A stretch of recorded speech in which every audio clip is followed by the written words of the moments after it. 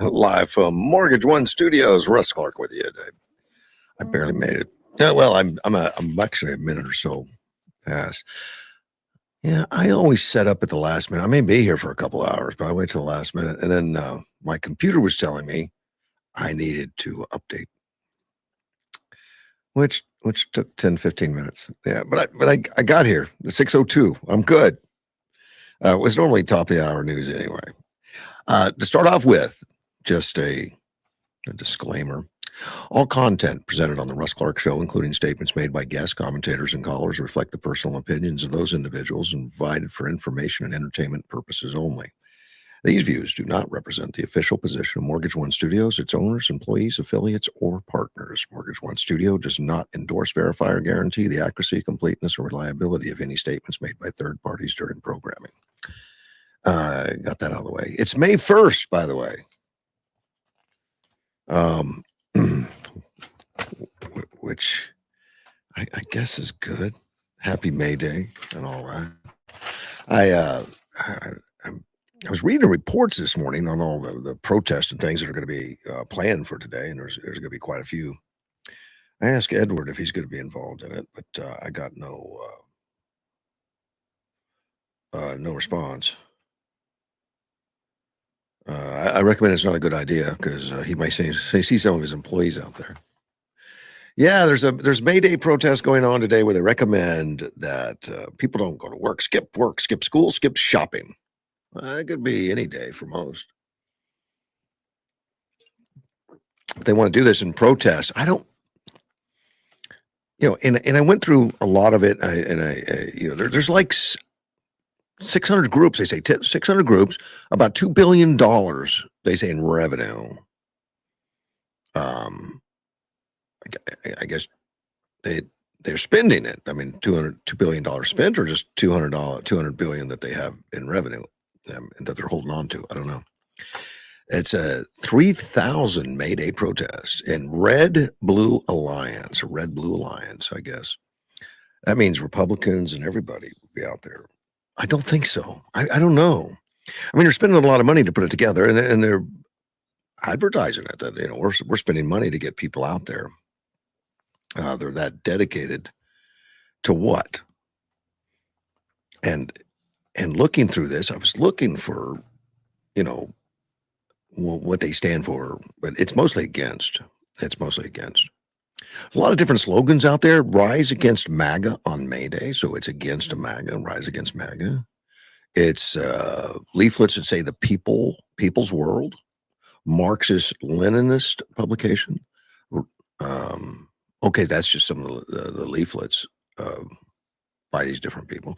The Revolutionary Communist Party is they have a goal to dismantle capitalist imperialist system.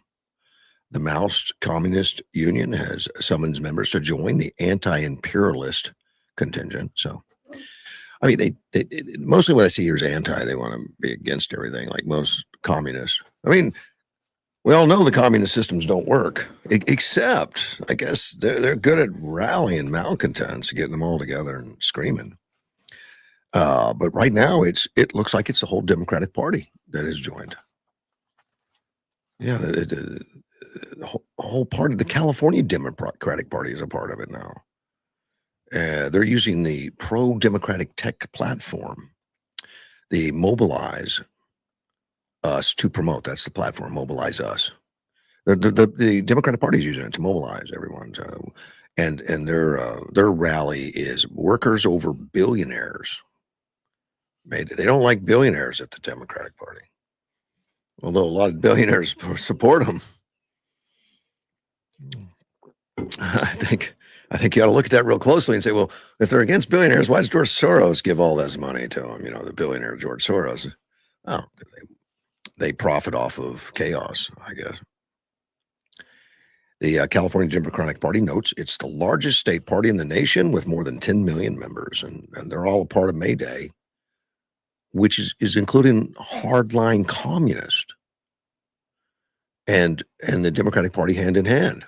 I don't I mean, I'm not the expert, and they've got experts on here that are, influencers and all that say this is good for them. I I don't know. I mean, I know a lot of Democrats that would not. They kind of turn a blind eye to this stuff. But this is in your face. They're spending $2 billion on it, and probably being Democrats out there. Anything to be against MAGA, I guess, if they're against MAGA and the communists are against MAGA, because they're against anything to make it great again. They're I guess they're friends now. They're partners or allies, or they're merging into one. The There's the Party for Socialism and Liberation, the Answer Coalition, and Code Pink, funded by the American-born tech tycoon Neville Roy Singham. Now, Roy Singham is in Shanghai. He's the guy that promotes propaganda for the Chinese Communist Party. So the Chinese Communist Party's part of the May Day rallies today. If you see him, say hello to the Communist Party and all that. The critics are saying that, look, the pro-communist, the pro-socialist network symbolized by the color of red is promoting May Day events with traditionally blue organizations that make up Democratic Party networks, including nonprofits, Indivisible, MoveOn.org, the American Federation of Teachers, they're in there. 13 state and local chapters of the Democratic National Committee, including the California Democratic Party. It's all blended together, and yeah, it is not your dad's Democratic Party. It's full on communist and socialist. They're not hiding from it anymore. You got the Mandamis of the world that are not hiding from it, and they haven't been for a while. It's just getting stronger. The local chapters for Socialism and Liberation and Openly Communist Party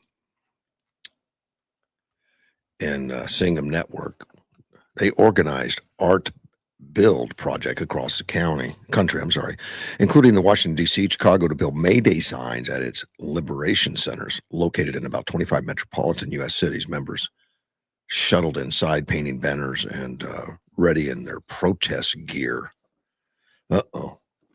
Protest gear sounds too much like helmets, flak jackets, stuff like that. Which they've been known to do. Some of the protests, I don't, most of us wouldn't look at it and recognize it as a protest, more like a riot. Now, this article does say, and this is according to Democratic strategist Melissa DeRosa, who shows some concern. She says May Day has a proud history of honoring workers. Well, maybe, and I guess I didn't really look at the whole history of May Day, but I always associated May Day, at least in recent years, it's been with its Communist Party, the Workers' Party, which is the Communist Party, the sickle and hammer. But too many Democrat and this is Rosa speaking to Rosa. Too many Democratic organizations have allowed that tradition to be hijacked by the activist fringe, including groups aligned with the Democratic Socialist of America, pushing a fantasy agenda that has failed everywhere it has been tried. Of course, it's accurate. Oh, Edward did, my fact checker Edward did answer me on my inquiry. I asked him if he's going to be attending any May Day rallies. I cautioned him though, because it's anti-billionaire workers versus billionaires. You might see some of these. He says he wants to go out and protest himself. Now, see, I don't doubt that. Yeah, I don't doubt that at all. He would probably do that. Just he likes to go out and see what's going on and touch it firsthand. He I wouldn't doubt it. Have him pictured on a street corner, screaming down with billionaires. You never know. Oh no, he wants to sell water $10 a bottle. Okay, that makes sense. And call it Soviet water, the people's water. I think, see, he's a marketing guy. I'm sure he could make up those labels very quickly and get the heck out there and do that. That'd be great.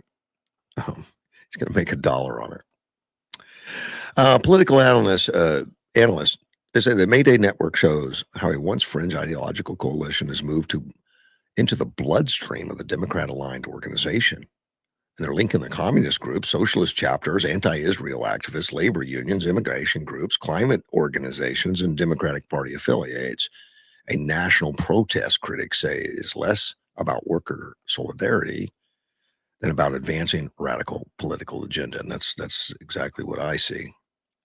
Because I don't see him being pro anything right now.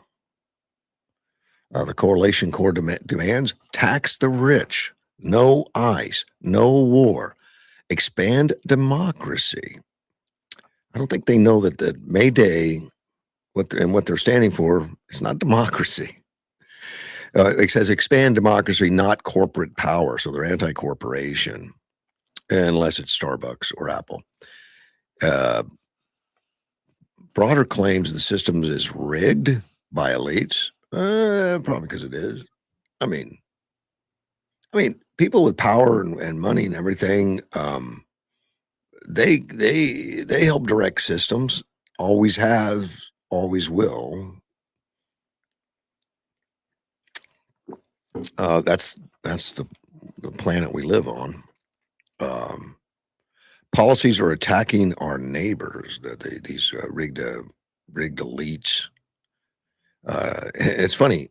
They're complaining about rigged elites and billionaires, but they all want to be one. They all want to be the elite. It says attacking our neighbors, turning ICE loose on our neighborhoods, and they've really pushed that ICE image out there to them. I mean, in that bubble, that it's like Gestapo type stuff, which is so far from the truth. And that current leadership is seeking to end democracy as we know it.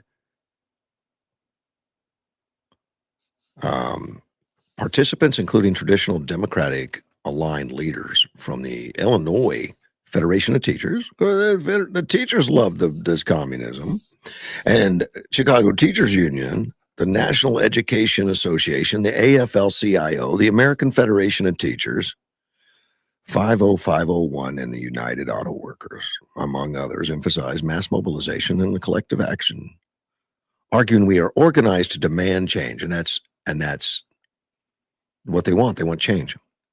I guess you can fill in the blank. We just want change.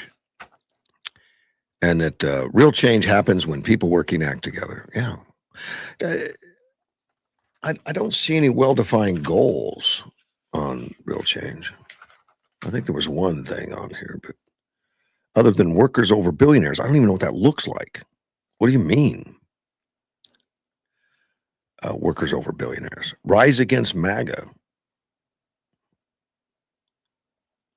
I don't know if we'll have any in Yuma today. It depends on how much money they had, because they do pay people to come in here and do these kind of things. You'll be able to tell. I mean, Chris goes out there. He always looks for that stuff, and he goes out and checks license plates. And it's generally California people that come over and do the Yuma protest. I guess we don't have enough Yuma agitators to do it on their own. Although I did see some the other day. I was on the phone with my wife. I think it was last night when I was coming home. Maybe it was Chris. It was with Chris yesterday morning, about 9:00 in the morning. I was driving 16th Street going back, going to Arizona. And I said, Chris, we I had him on the phone because I wanted to see if he needed me to pick up something on the way in. And there were two protesters out on the corner, anti-Trump type stuff and hate MAGA and all that, taking pictures, selfies and everything. So they were on the corner of 16th and 4th Avenue. I said, there's two, but I had to admit that there was a third person sitting in the shade that had some hateful sign up or something. There were three. I guess that's when you have a local rally. When you get the California people, if you pay them enough, they'll come over here and join those three and get out there and scream that we hate things. We hate everybody. We hate things. Let me see. In Yorktown, New York to Tempe, Arizona. That's what they're bragging about. That's where they're going to go all over the place. There's at least 200 chapters nationwide supporting. I see a lot of different, in this article, I see 600, I see 200. I mean, it depends on who they're talking to. There's a lot of different authors of this, appearing alongside about 80 chapters of the Democratic Socialists of America. And what is the difference? Is there a difference? But I mean, how do you register if you're a Democratic Socialist? Is there a Democratic Socialist Party? I don't think so. I think it's the Democratic Party. It's just many add that I'm a Democrat Socialist. I don't think there's a Republican Socialist. This thing is a Democrat. Indivisible has received millions of dollars of funding in the years from billionaire George Soros' philanthropy work, and it has led the organization for Three Kings protests after Trump's inauguration. Or I'm sorry, Three Kings. No Kings. No Kings. Yeah, they didn't show up. I thought they'd be in D.C. when King Charles came in, but that didn't happen. And many of the groups, same people, same thing, no kings. They're the same organizers for the May Day events.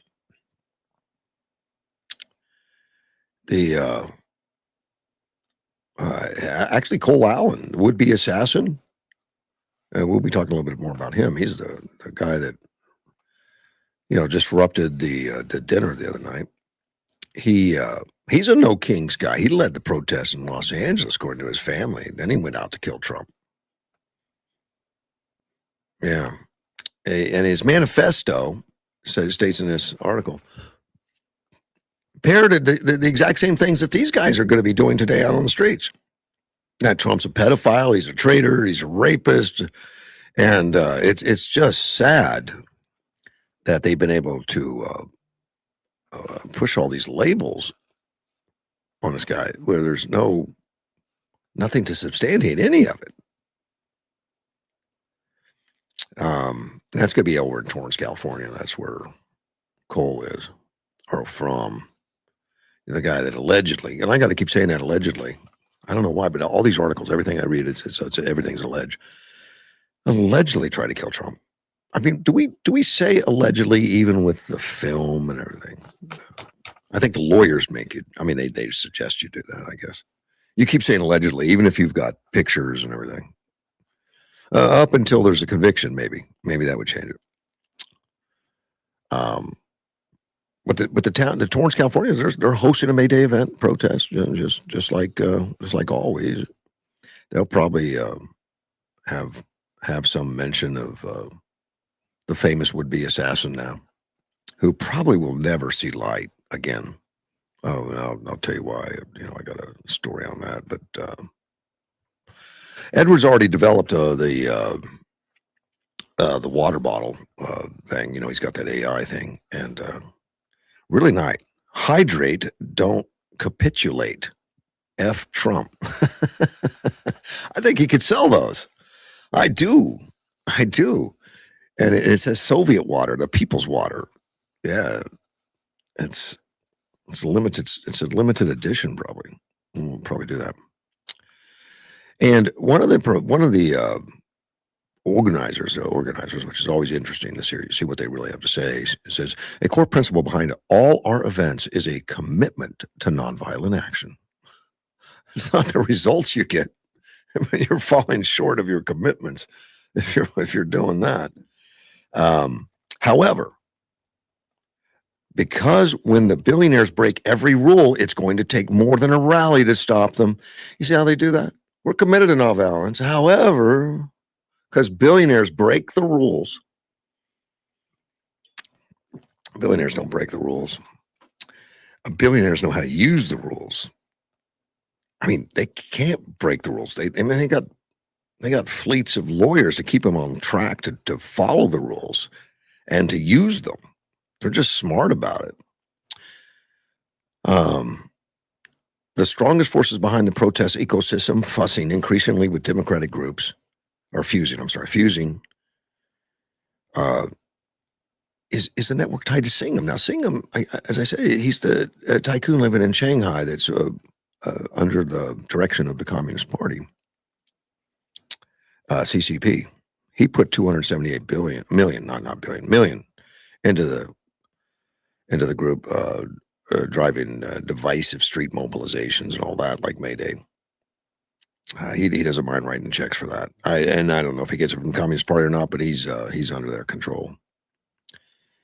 And he's expressing support for the Marxist New World Order of the Chinese Communist Party and decrying the fascism of the U.S., which has been relabeled fascism, not restructured, but relabeled. It's still a republic, a Democratic-led, Democrat republic. For some political analysts, it's just that the Communist parties, the Democratic Party and the Communists and the Socialists and all that are not making the inroads that they want with the people. They're not getting the votes. They have to resort to allegedly cheating, like regularly, to get the votes they get, and then and frustrated that the last election was too big to cheat,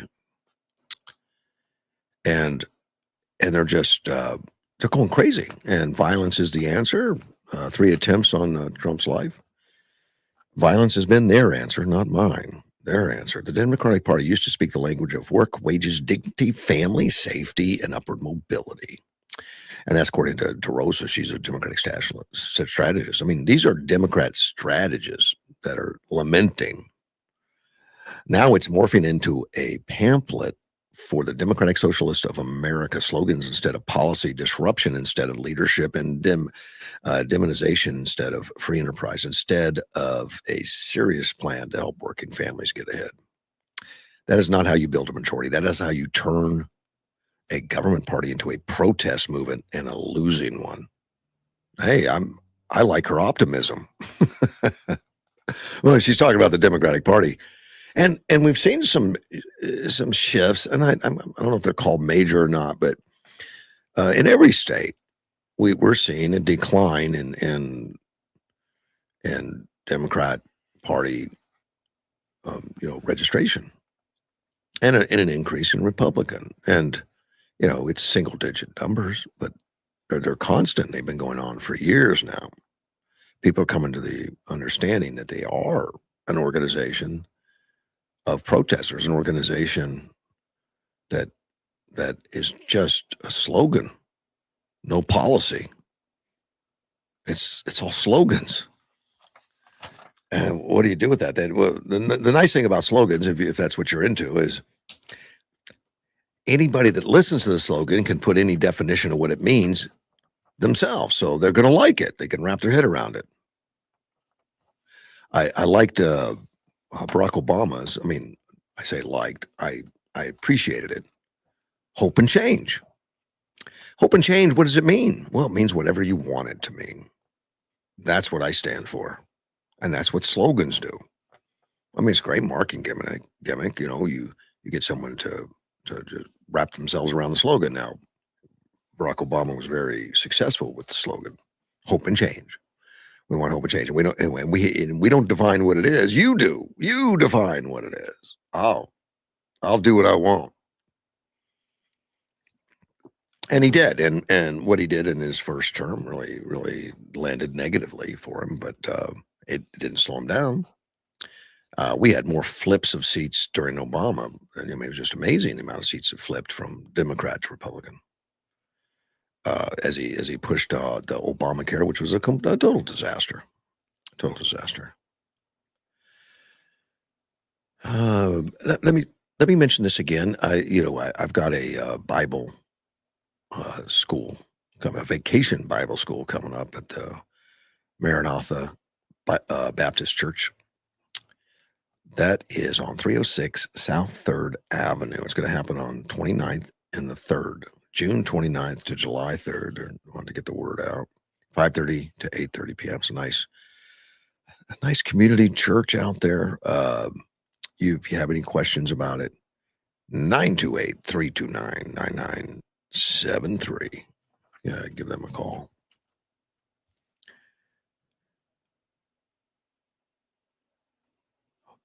Oh, Edward had a different interpretation of hope and change. Everybody does. It's hope and change is whatever you want it to be. For him, he was hoping someone would give him change, spare change. Yeah.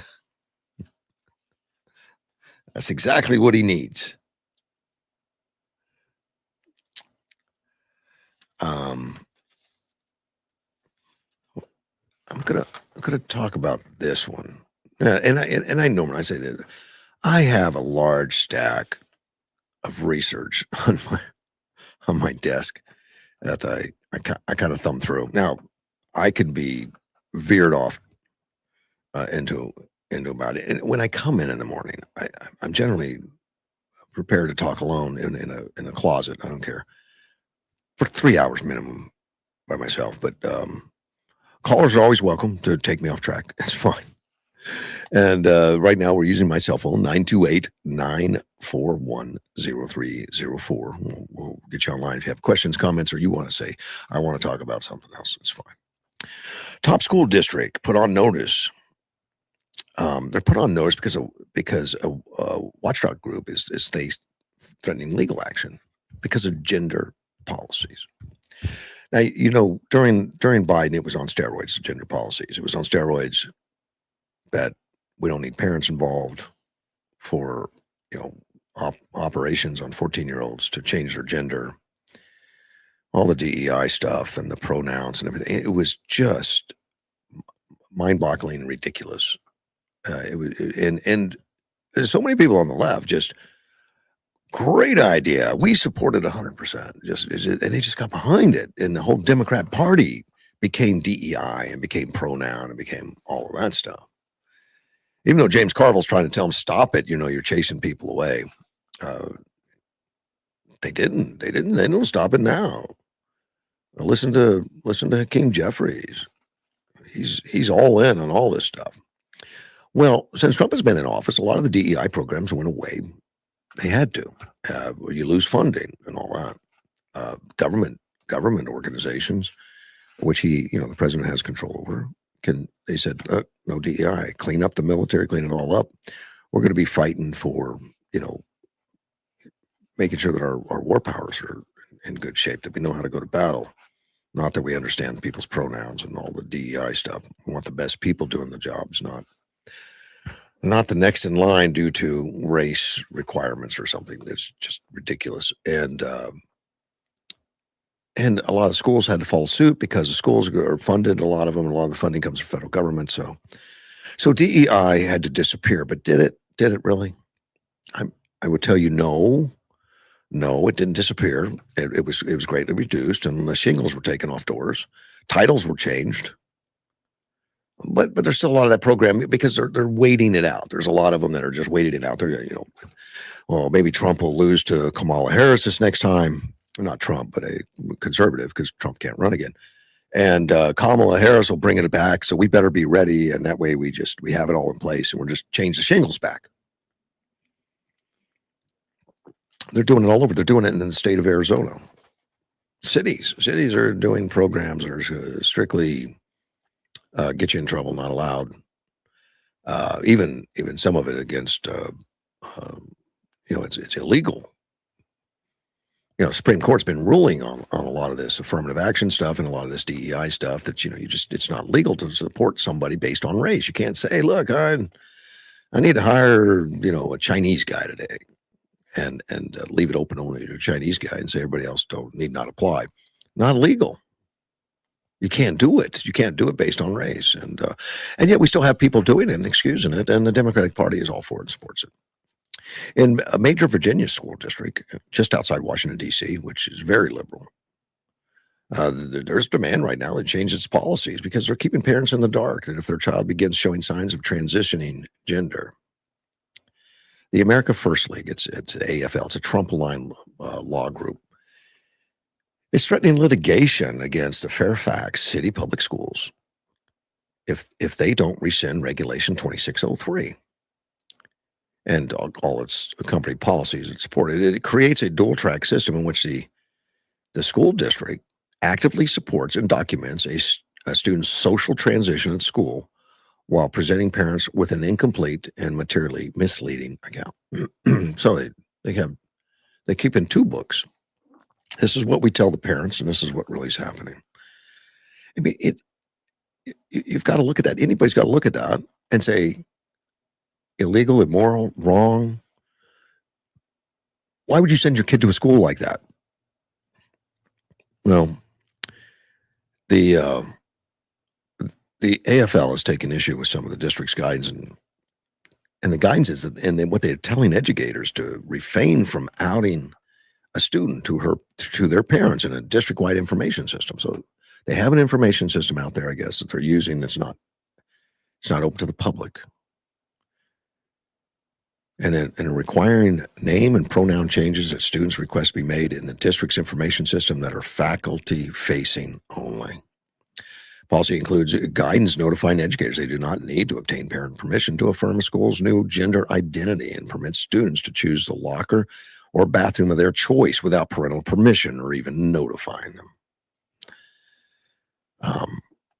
And again, I'm against all that. That's just so confusing to children. And tell them, don't tell your parents. It's a horrible technique when one spouse does it to the other. It's divisive. It's confusing to students. I mean, I think this makes a bad situation worse. But they're afraid of parents. Parents, are dangerous, because they're not going to follow necessarily all this. The legal demand on behalf of a client, and there's a client, I guess it's a student at the school that found out about it, that has students there in the district. And what follows a Supreme Court decision in March that America First Legal says has proven withholding the student's desire or transition gender from their parents is against the law. It's not a gray area, and it's against the law. And they're putting it in a eyes only for faculty facing only information. Don't tell anybody, you get us in trouble. So they know what they're doing is wrong. There can be no serious dispute that the school district's policies mandate the very conduct Supreme Court has now condemned. And that was the letter they sent to the superintendent, Michelle Reed. The court has also made clear that the constitutional violation is not confined to the free exercise clause. The policies independently implicate the fundamental due process rights of parents, religious and non-religious alike, to direct the upbringing and education of their children, including decisions bearing on a child's mental health. Because gender dysphoria has an important bearing on a child's mental health, policies that both conceal relevant information from parents and affirmatively facilitate a child's social transition at a school likely infringe these constitutional protections. And they say that the policies also violate the Family Educational Rights and Privacy Act of 1974, which guarantees parents the right to view their child's educational records while they are under 18. You may not even have thought of that. I didn't. I'd forgotten about that. Yeah, parents can look at all your records until they're 18. Once you're 18, you go say, hey, I need to see my kid's records. They said, no, get out of here. That happened to somebody the other day at the hospital, a friend that was talking to a doctor and said, well, what's this? And said, well, you can't ask me that. He's 18 now. You'll have to ask him. Well, wait a minute. He's still living at home. He's living on my real. That's between you and him, I guess that's that's an awakening for a child. You have to ask your child's permission to get into your records. But if they're 18, that's the age that they're an adult. They're responsible. If a student transitioning at school is not ready to share with the family about their transgender status, this should be respected. That's according to the guidance that the school is putting out. Blatantly wrong. Illegal. In this scenario, school staff should make a change socially, calling the student by the chosen name while their official school database information remains the same. Now, the school district got the letter from the legal group, and they commented. They said they're reviewing the letter. That's their comment. The Trump administration put the Virginia school and a handful of other Northern Virginia schools districts at a high-risk status due to their policies on intimate spaces for females and transgender students, threatening the federal funding and putting it in a reimbursement-only payment status. And they should. And I think that was the notice up front that, these are requirements. They're not open for discussion. They're requirements because they follow the law. The Department of Education has already placed this Virginia school on a restricted status related to Title IX, non-compliance with related proceeding pendings before the U.S. Court of Appeals for the Fourth Circuit. This complaint independently established that FCPSs, that's the school, Current practices also risk federal education funding for violation. I invite the Department of Education to take official notice of the existing Title IX enforcement posture or relevant context for federal oversight and remedial measures. And it's just pointed out that we are in a holding pattern if you're on that side of things. They're going to hold on to every bit of it that they can, the transgender stuff, the DEI.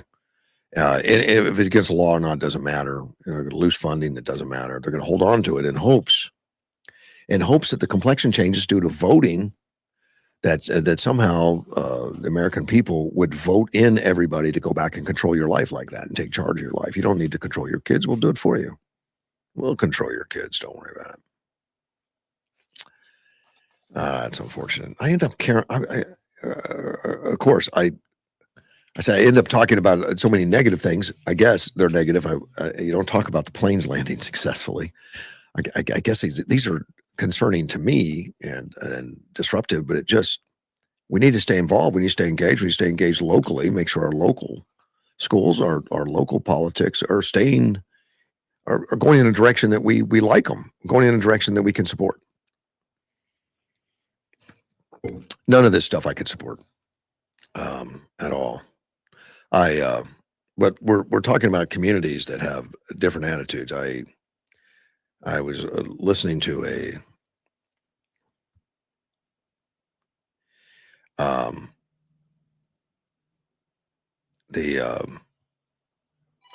speaker that was covering. Oh, let me get back. Let me take Gilbert first. You're on the air, Gilbert. Good morning. Hey, what's going on with the mayor's race? Is that pretty good? What's going on? I hear stuff on Facebook, but what have you heard? What's going on? Well, yeah, great question, and I haven't really covered it much. but the mayor is on the ballot to be reelected, and that's Mayor Doug Nichols is on the ballot. Right. There is an opponent that went and got signatures, and he fell short and could not get the number of signatures that he required. So he decided to run as a write-in. And what you're seeing on Facebook is him as a write-in. That's it. What do you know about this gentleman? I sat with him for 2 hours in my office the other day. Carlos Adams? Yes. Okay. And there's a lot about him I like. I mean, he's an entrepreneur. He's resourceful. He's smart. I don't align with a lot of his policies, from what I can tell. I didn't align with a lot of his policies. He owns businesses in Mexico. He's a textile manufacturer. He gave me a pair of socks, so I'm on the take already. I got a pair of socks. Oh, there you are. Yeah, I'm on the take. But he does boxing equipment. He has 42, I think, female boxers under that he works with that he's supporting. He's here in Yuma? No, Mexico. Everything he does is in Mexico. Now he's American student. He's American citizen, and I think he lives here, but he works a lot in Mexico. I guess his businesses are in Mexico, and his textiles in Mexico. But he's got a really good business from what I can see, and he's got his own brand name and all that kind of stuff. And he has sat down. I never seen any of that stuff. Okay, he has sat down with a lot of people. He sat down with the mayor and talked to the mayor for an hour. He sat down with some lawyers and some water people, and he's come up with different conclusions than I have. I think he's against the data center. I'm for it. Mm-hmm. He thinks that the water can't be recycled because it's too toxic once they touch it, and I've never heard that. I'm researching it right now, but I don't think it's true. I've heard that. I've heard that from a lot of people from different towns. One of the biggest complaints was that. But I Gilbert, right now I don't think it's true, and I'm researching. I haven't talked to the experts on it, but I don't think there's any piece of water that can't be recycled. I think that's crazy. I've never heard of such a thing. I don't think it's possible. Do they use coolant to cool the waters down to cool their whatever they're cooling down? They use water coolants. Yes, they probably put antifreeze or something in it, but that can be recycled. Yeah. Antifreeze. Oh, you're saying it can be recycled, but where do they recycle it at? Well, it'd be separated. They clean it up. They can clean that up. I mean, there's recycled antifreeze even out there. They can separate it again. And I don't know the process, but I haven't researched it enough to find out exactly what they use. I don't think they use antifreeze. I think they use something probably in the water. Something like that. Right. Yeah, I don't know exactly what So, it is. Probably not glycol, but well, yeah, you need to research it and let us know. That way we have a better feeling about data centers. And but right now, I'm not for them at all from what I've read, what I've heard from other people from other states well, and counties. I'm going to have APS on, and we'll talk about it with APS, because part of that the data center thing is it's going to make our rates go way up and all that, and it's just not true. Trump has discussed it, and a lot of people have. But anytime you get a high volume user, and they're one of them. I mean, when they come in, they're going to demand a lot. They have to pay for the infrastructure, just like if you build a mall. You got to pay for the infrastructure. You got to pay for the roads. You got to pay for the pipes. You got to pay for all that. The same with these guys. If they need to build new infrastructure, they pay for it, not the citizens. And these people coming up with these lies, in my opinion, and I'll get some verification because I'll talk to the experts on it. They're getting away with it. In fact, they're going knocking door to door in certain places in Yuma, and saying you hear the data centers are causing all these problems, and APS going to raise the rates to put in more infrastructure, so you better get solar, and we're selling solar today. Well, yeah, now you're talking solar, yeah. But isn't it fair not to say they're lies, that they're lying about the water, the antifreeze and all that until we find out? Because I'm just a normal kind of guy. But I also know how much water is going to be used on these data centers. Do we have the capability of them using that kind of water? That I've already researched, and the answer is yes. Right now, Yuma, and this guy that's running for office, he knows it too. He knows that we only use about a third of the allotted water for the city of Yuma. They've got the water, and not that we're going to waste it at all, but they have the water to bring in industry, to bring in those kind of things that actually benefit our community. And these are permanent jobs, and these technical jobs that would come. Yeah, I've heard you're going to have maybe 20 people working at a data center. You don't know. There's going to be a lot of people working. There's a lot of people working to construct it. Yes, there is. But from what I've read. And I read a lot of pieces here all over America that I'm able to read. And there's generally 10 to 20 people are permanent jobs. That depends on the data center, the size, and the scope. How big, okay, and data centers aren't one size fits all by any means. And they're going to put 100. But if I could put in 20 high-paying technical jobs in this community, I think I would sign off on it. Why would you not? Even if it was a small one, I don't care. Yeah, and again, we're fighting for our waters as you see every day on the news about Arizona and its water. Right. Do we have enough water for this? I mean, unless we keep on seeing our agriculture go away with houses. You agree with that? Oh yeah, we've all seen that. Yeah, it's happening. But like I said, my whole thing is. But that's not a water issue. That's a farmer that wants to sell it at a better price, But right. But and it's also because if you go to undeveloped land, it's harder to get permits to build. You go to a farmland, you can get the permits because the land's already disrupted. Right. This is kind of crazy. I mean, again, I don't know all of it, but I'm just worried about the water going into the ground and getting into our groundwater. I'm worried about stuff like that. On a cursory look, I think that's not a worry, but let me get proof and documentation on it. I will do that, within the next week or two. I'll be talking to a lot of water people and all that, and the city can explain. In fact, Greg's going to be on Monday, and Greg can explain the water issue. I mean, he knows that one intimately. He worked with it for 9 years, but he knows exactly what we can and can't do and how much these data centers use. And he's gonna be on Monday to talk about some of this. I don't know if I can get all the answers for the toxicity, but I don't think there's any toxicity related to the centers really. Well, like I said, all the information that I've read from different counties and we're different states that you're seeing this in the wild. And again, but there's a campaign to stop them. And a lot of that campaign comes from foreign money that wants to be better than us at that. Believe me, China wants to stop us from data centers. Well, they say China doesn't use windmills. They make them. They sell them to us, but they don't make them. They use coal. They want it. Yes, they do. They use a lot of it. One of the things China wants to do is beat us in artificial intelligence. We need data centers for AI, and of course, some of the big boys are doing their own. That's why they bought 3 Mile Island, nuclear power plant just for data centers.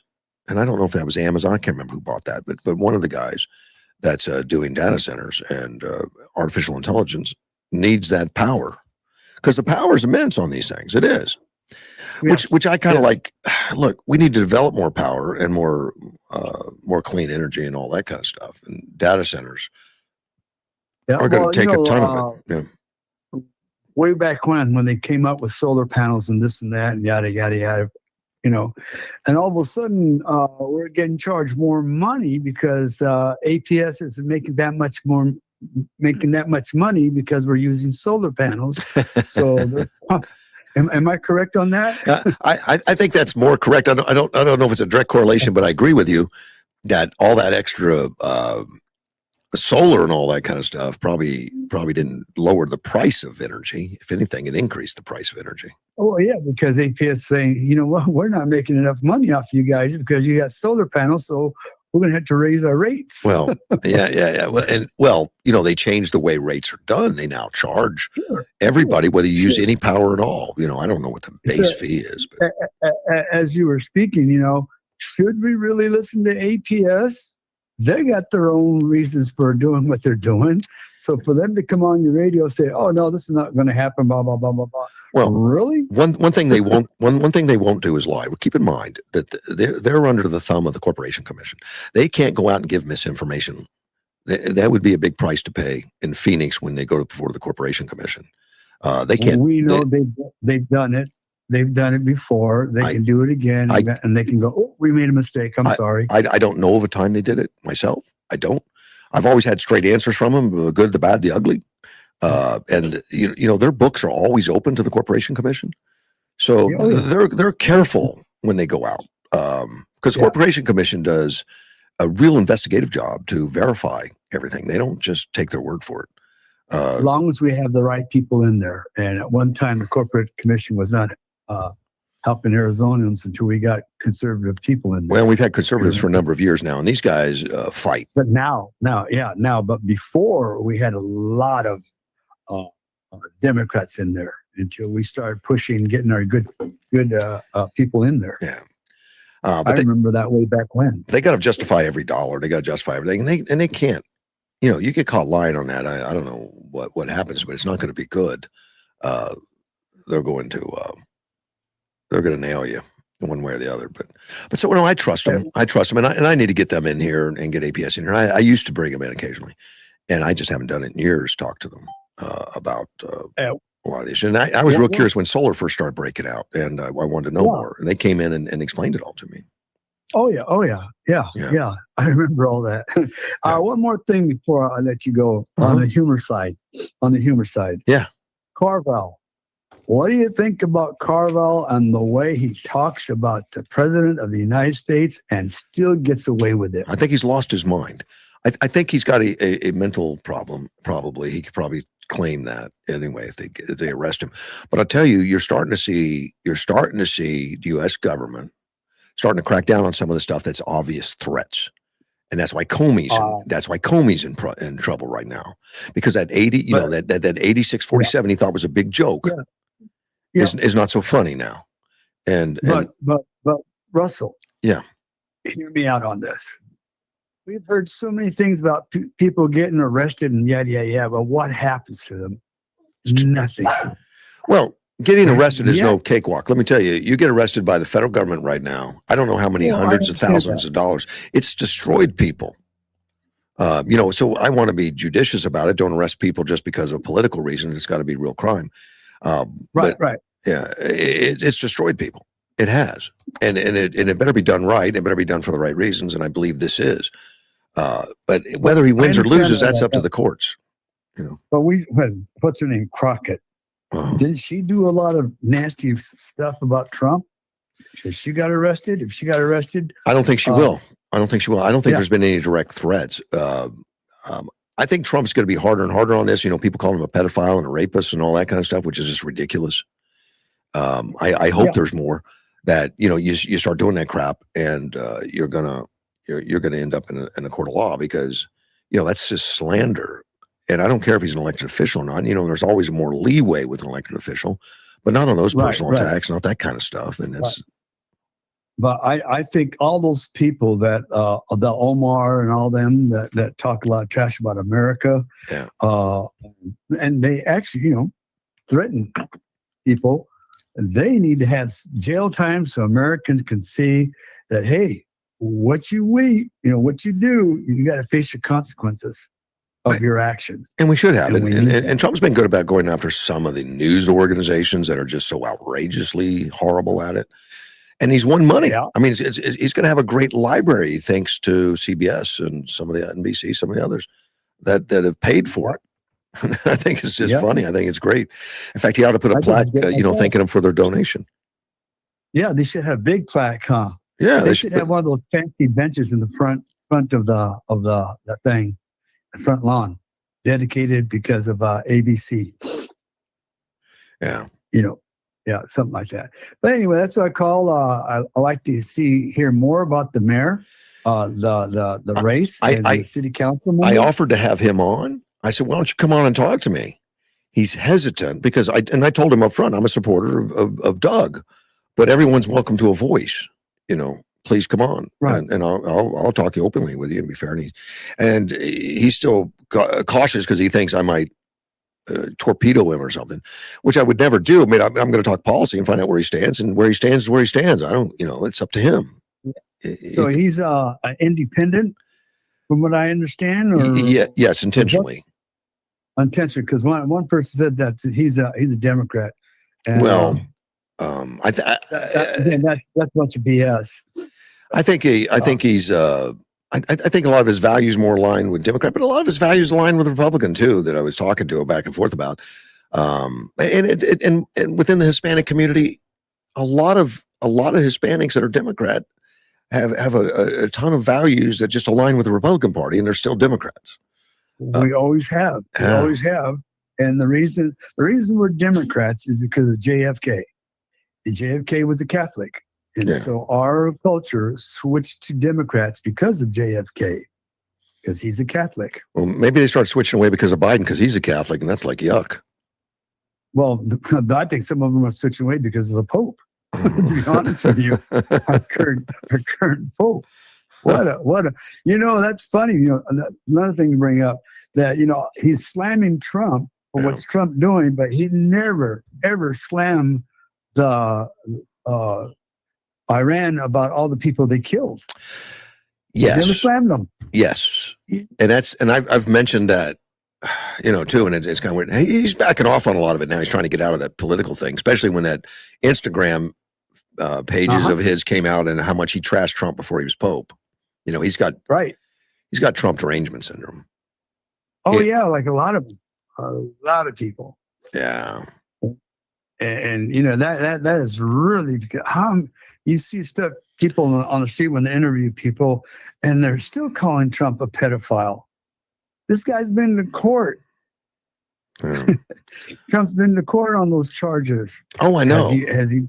No, it has not, but it doesn't matter to the left. They're going to continue the nonsense, and it's just unfortunate. It's unfortunate. That's all they have. Because if you go in the streets, and somebody did this the other day, went in the streets and about Trump being assassinated, and say, you think it's a good thing, and there were so many liberals. I mean, they did it in New York, which is heavy liberal, and they were all for the assassination because he's a pedophile, because he's a rapist, because he's a liar, because it's and they just parrot all of this garbage that just, can you give me an example? And they can't.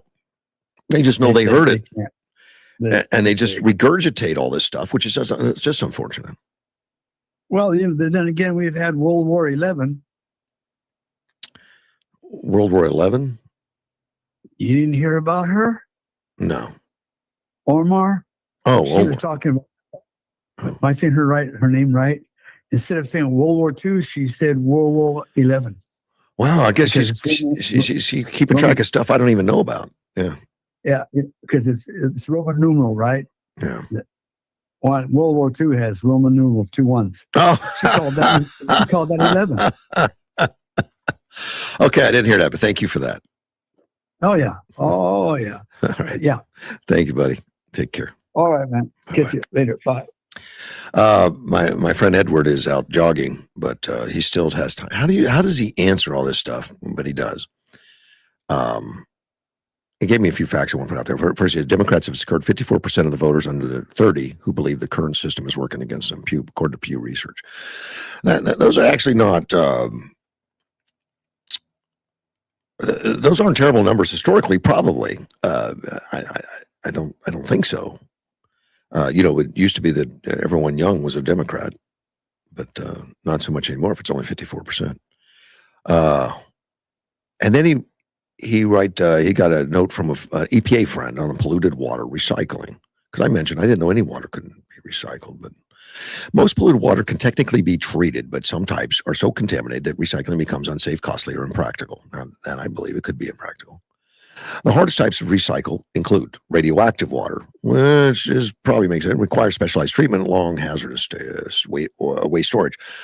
That's easily understandable, but this data center will not be using radioactive. PFAS contaminated water, forever chemicals, are difficult to remove with standard systems. Mixed industrial wastewater, oils, solvents, metals, acids are required. Complex treatment, toxic, salty brines, common in mining and oil-filled wastewater, costly to desalinate. Disaster flood water may contain sewage, fuel, chemicals, debris, and pathogens. Microplastic contaminated water, especially difficult when particles are extremely small. Very little water is truly impossible to recycle. But some pollutants water is effectively unrecyclable because treatment is too expensive, risky, or slow. And that makes a lot more sense than saying not recyclable. Clean water depends not only on technology, but also on cost, safety, and scale. Now he writes on data centers. Do data centers produce toxic water? Data centers can produce contaminated wastewater, but they usually do not create toxic water in the same way heavy industrial facilities might. The main source is cooling systems. Many data centers use water to help cool servers. Over time, that water can collect concentrated minerals, salts, corrosion residue, and treatment chemicals. My phone moved.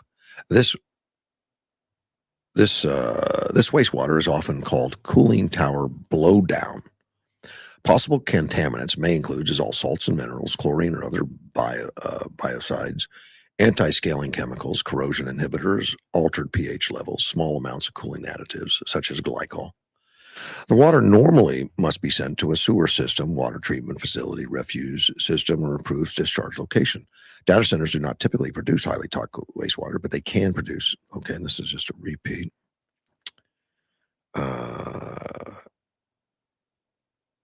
They can produce chemically treated and concentrated wastewater that must be carefully managed. The risk increases with many large data centers. So no more than anything else, voice-activated systems with a pair of digital sunglasses. That's how he's doing it? Are those even legal? I say that. I remember when these sunglasses or these glasses first came out. It was Apple or somebody that did them. They would do facial recognition and everything, and put the names up of people on the sunglasses and all that stuff. And people started banning them. Bars and stuff didn't want people walking around with these sunglasses where you could look at somebody and know their name. I would like it myself. I would want one. I tell the system what I want, and the left lens of my glasses shows me what it came up with. I can speak to Hal, and Hal answers back, so I'm hands-free. Hal is his AI system. Yeah, Space Odyssey type stuff. And he trusts Hal, though. Oh, he develops his own glasses? Yeah, but having the glasses won't help you. You need an AI to attach to it and all that stuff. Yeah, he has his own research and development department and all that. So he's testing equipment. See, this is him jogging out in the park looking for May Day protests and calling it work. Yeah, calling it work. Nice. See, and don't hate him, just envy him. Don't hate him. It's just he figured it out. He figured out how to get that done. I want to talk about HBCU. I like HBCUs. That's historical black college universities. We got one of them in trouble in South Carolina HBCU. You see, the university, the HBCU university there, they invited a Lieutenant Governor Pamela Everett to come speak at their commencement. They invited her. They said, we'd like to have you come and speak at the commencement, which, it's great. You get a lieutenant governor to come speak at your commencement. It's a big deal. Then they rescinded it. They said, we don't want you, which is a problem. It may cause them some problems too. Now, this Pamela Everett, she's lieutenant governor right now. She's running for governor. And she was going to speak at the university. But there was an uproar from students. They don't like Everett's views on diversity, equity, and inclusion, abortion, and her support for Donald Trump. Amongst other issues, according to the university president, that's Alexander Conyers. Alexander Conyers says, he said, out of an abundance of caution for safety, the college would be moving in a different direction for the spring commencement. From the onset, our decision to invite Lieutenant Governor Pamela Everett as our spring 2026 commitment speaker was rooted in her record as a business leader, an entrepreneur, as the founder and former CEO of a company that grew from a startup into a billion-dollar enterprise. She represents the kind of innovation, resilience, and real-world achievement that aligns with the aspirations of our graduates. We are grateful to Lieutenant Governor Everett for her willingness to engage with our students and her time and consideration in accepting the invitation. Well, but there's going to be a but, right? A but. Well, pressure from students, including multiple protests around South Carolina's campus. That led to their decision to rescind the invitation. Now, Lieutenant Governor said it was sent to her in December. Lieutenant Governor indicated she never publicized her address or shared publicly what she would speak about. With the protest, which is which Everett describes as a woke mob, pushed back on her, and she refused to back down from the statement when talking. According to Everett's attorneys from South Carolina State, called attorneys in her office, telling them the reason for cancellation of the event was due to credible threats. I mean, they sent attorneys. It's what we've seen all over the country, according to Everett. Somebody with a conservative viewpoint shows up and everybody wants to cancel them. We saw it with Charlie Kirk. We saw it with Riley Gaines, and we've seen it with Ben Shapiro. I never thought I'd be in that kind of list. But here we are, and it's a real shame, and it has to end. The university president, Alexander Conyers, announced the decision to rescind Everett's invitation to a round of applause from students. And it's a decision he made personally. And he put it in a video, actually. He put the video out. Conyers says he doesn't want people to think students in South Carolina State are thugs or a mob. We are not a mob. We are just aware. And crowds apparently were going around South Carolina University their university day and night, screaming, "Hey, hey, ho, ho, Pamela Everett's got to go." So they interviewed some of these people. Well, it's in the protests, they're calling Trump a pedophile, a bigot, racist, supporter of the police. and they put the supporter of the police as a bad thing, I guess. This is embarrassing. I mean, it's embarrassing that the student body of a college would want to oust an entrepreneur, somebody that has that kind of insight, somebody that could help them, and push her out because she supports police. It's embarrassing. What are these people going to do for a living when they get out of there? Calling Trump a pedophile, a bigot, and a racist. They say being a conservative is not the issue. And this is from the president of the university. That's all right. We all have our political views, but she's explicitly said, I am a Trump conservative. Okay. If you believe in Trump, you support pedophilia. You support bigotry. You support racism. What else? Pro-police, the same police that's killing our people. And also she supports ICE. And I put that on the university president. I came from a protester. I was one of the protesters. These are college students, with open minds, willing to debate and discuss now.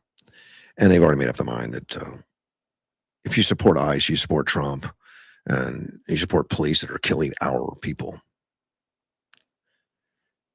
She'd like to have, because I'm going to say, a concentration camp. That's not what they're calling it, but you all want to bring on those to our state. We don't believe in that. And that's what these college students believe right now. Zariah Tucker, she's the South Carolina Student Government Association president. She says commitments is not about politics, but more about representation.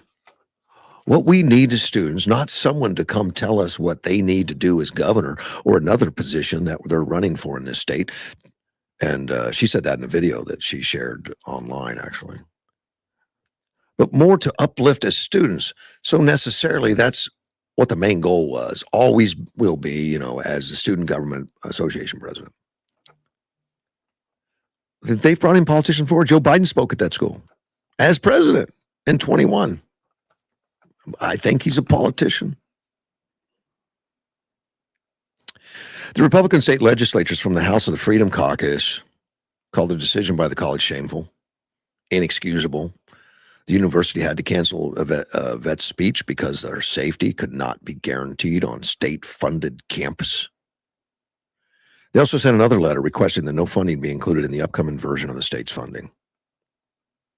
The letter was signed by 9 GOP South Carolina legislators that included, if the lieutenant governor of South Carolina is unwelcome due to different political ideologies and an inability to keep her safe, it is time to defund and reevaluate. The governor, the current South Carolina governor, Henry McMaster, has always ensured historical black colleges and universities in the state are funded, noting that despite a Republican supermajority in the state legislature, we have been very supportive. Everett added that the President Trump has done more for them than any president in history. And I think that escapes him. President Trump supports HBCUs.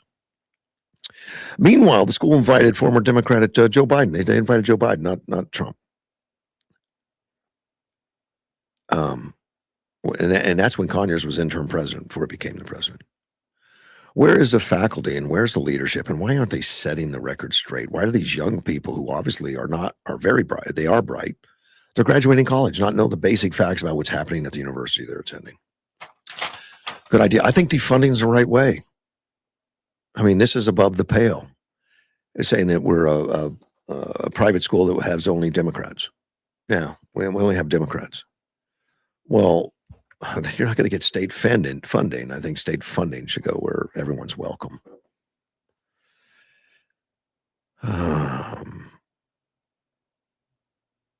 Wow. Edward tells me he just scored. He got $100 to join the protest at 2:30 today, cash, by a DC official.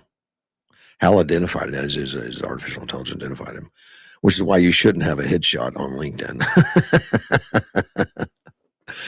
See, now I know he's wearing the glasses. He's wearing the glasses where he can look at somebody, and if their picture's on LinkedIn, his glasses are telling me who he is. There are about 20 people gathering here. I am sure the media will state 2 million. He just scored $100. I need a pair of those glasses. He would pay for itself. If you could afford Hal. I think Hal would be the big expense. I mean, glasses probably are a couple grand, but I think Hal would be the big money. You know, to tie it into a artificial intelligence. That would be that explains a lot on why he's so fast. And I know he's not sitting at a desk. I mean, he's actually out exercising and working. I think we all should be doing that. Jasmine Crockett. She's still in the news. I was surprised. I saw a headline that says Jasmine. I said, what's Jasmine Crockett? Has she broken any laws or something? No. She's still in the news, though. She's the lady in Texas that was a big anti-Trumper and just ridiculous. I say ridiculous interactions or speech and all that kind of stuff. She became very very, I don't know, like slang and rhetoric reduced to just garbage. But she's a college graduate and spoke very eloquently at one time. Yeah, she decided to change, and she made a lot of money doing it, I guess.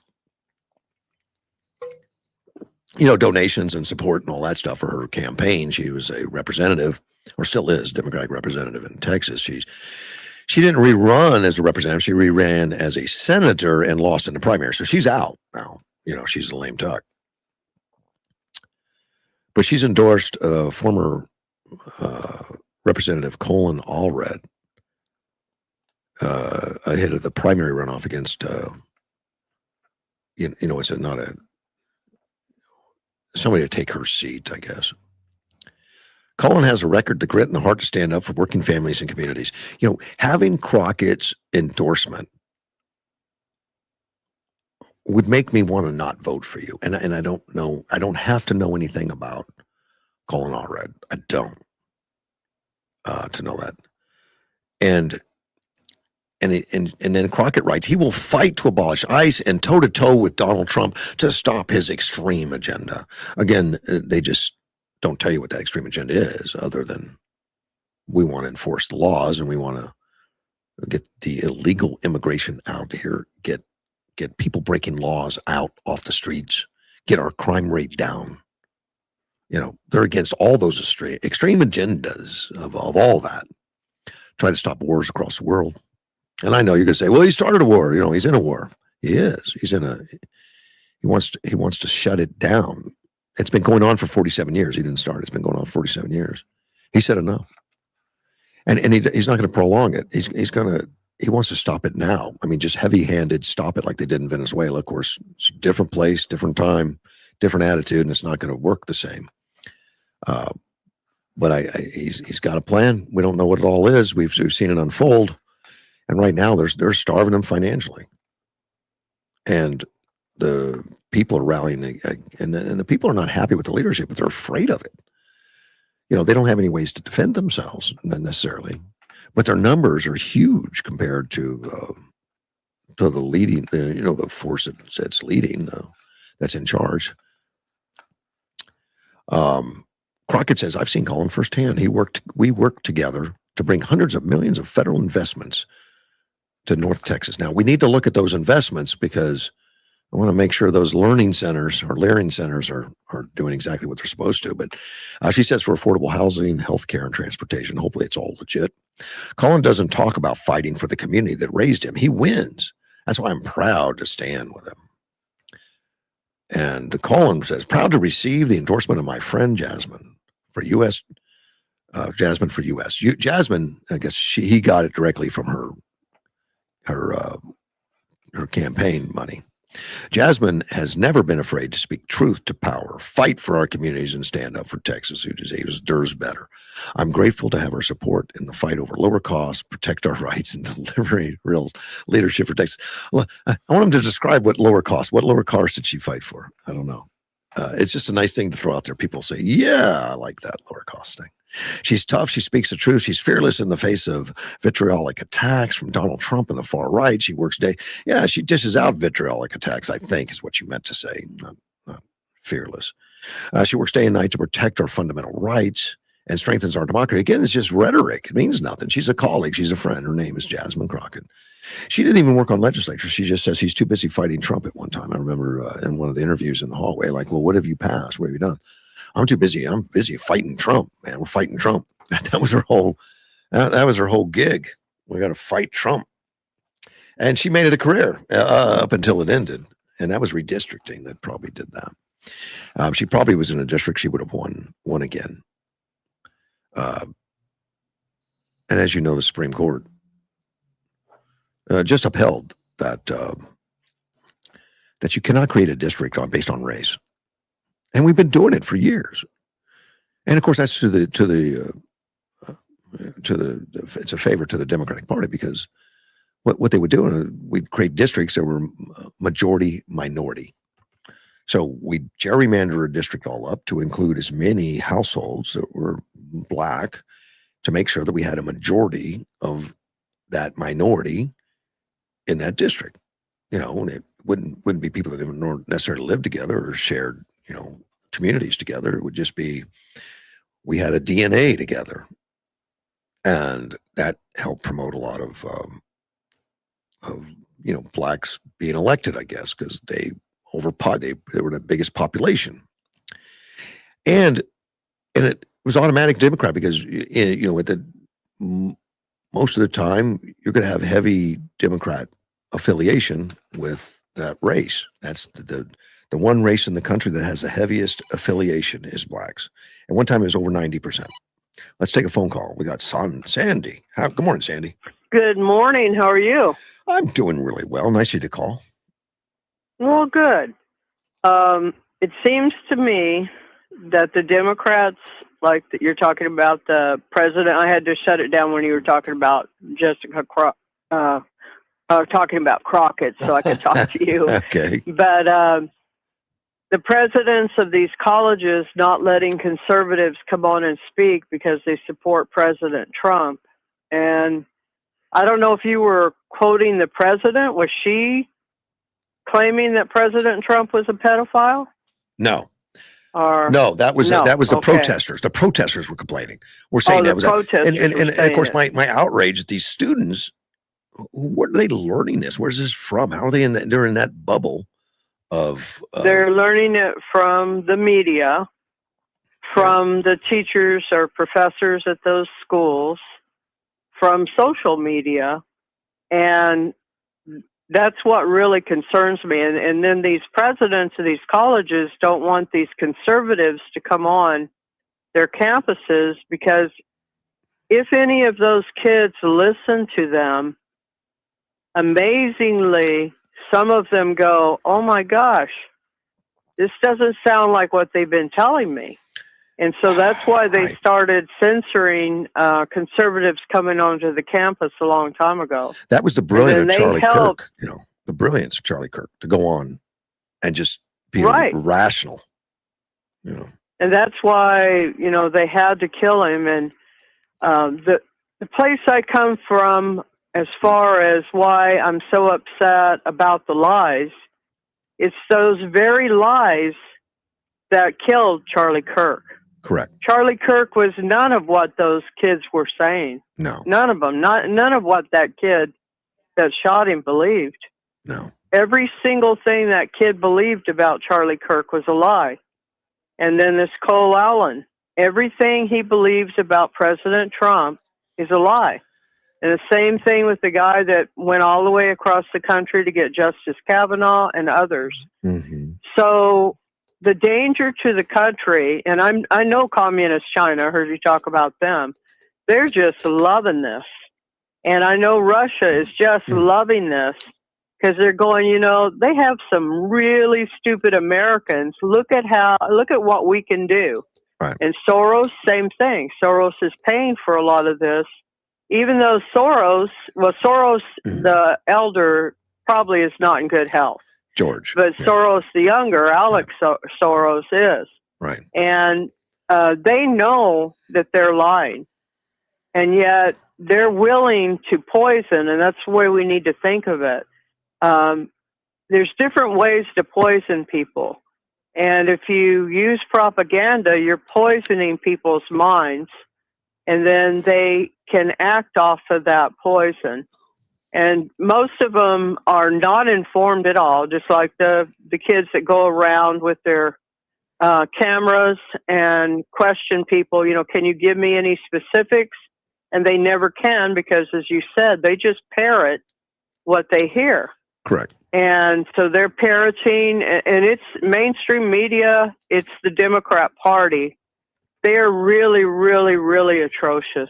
Every single one of them, except Fetterman, are really, really bad because they participate in lies knowing that it leads to harming people. They're just pretty much like terrorists is what they are, because that's what a terrorist does. He sends somebody out with the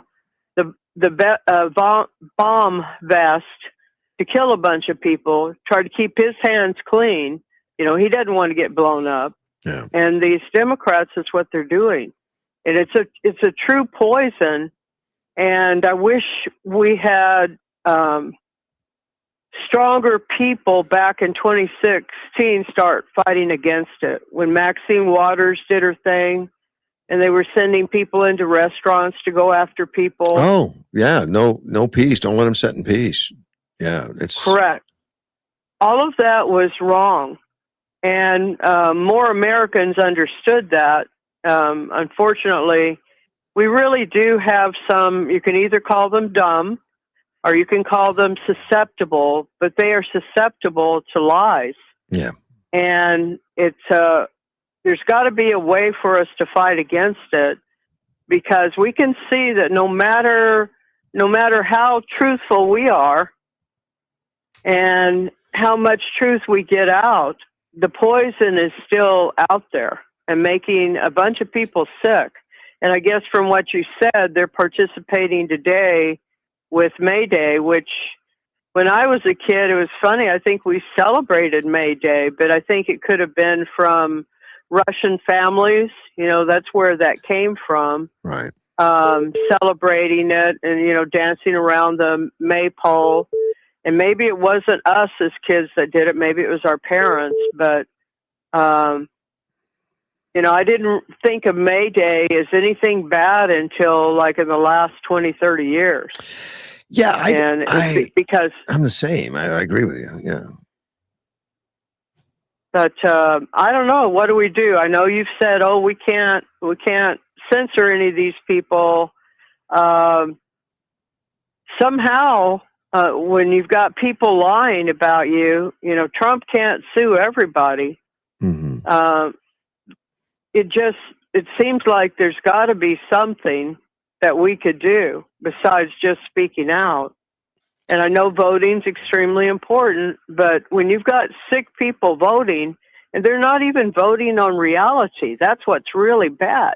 And when they're choosing to kill someone and they don't even know, hey, it's because you believed everything wrong, you idiot. The Democratic Party more I and guess more. his parents couldn't. Go ahead. I'm sorry. The Democratic Party more and more believing that assassination is a viable option. They legitimately believe it. They're talking to these kids and it's put it in their heads that it's okay to shoot the president.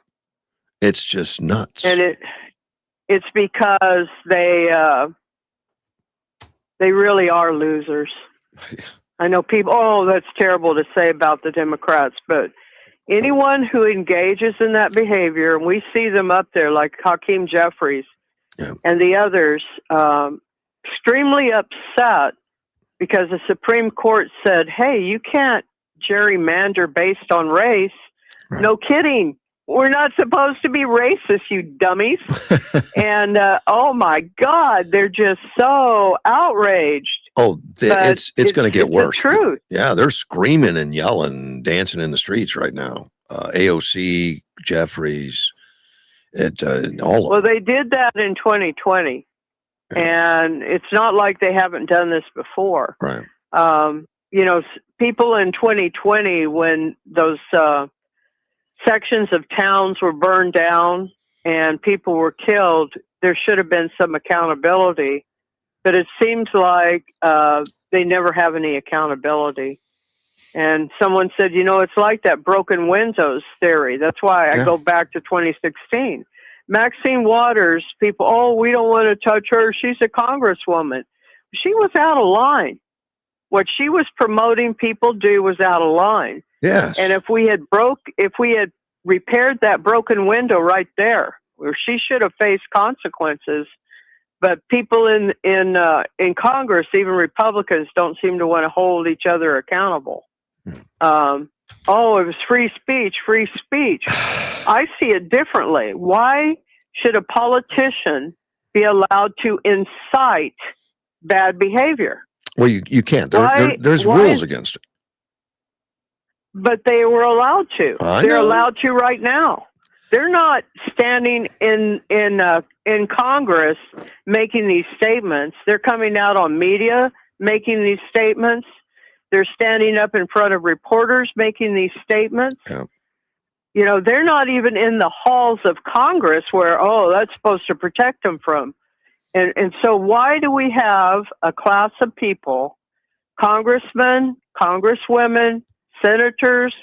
Why do we have a class of people that are protected from being held accountable for inciting violence? They shouldn't Do we be. need to pass a law? No, the laws are there. We need to enforce them. No. We just need to enforce it. Yeah. So what do we do to encourage the enforcement of that law? I know they'll get real angry. Everybody, oh my God, look, they're trying to stop us from talking. That was the Democrats stopping us from. They put FBI at all the social media and stuff to censor. We're not censoring. Correct. But look, if you're really, and ask James Comey, you threaten the president's life, you're going to have to go to the court and answer for it. Period. And I know that's a law that's on the book. Yep. To me, these Congress people are doing that. So can that law be used against them? I would certainly assume so. I would definitely say so. Yeah, it would have to be. I mean, everything's fair and equal. I mean, there are things you can do on the floor of the House or Senate that you're not culpable for, but you can't do it out in public.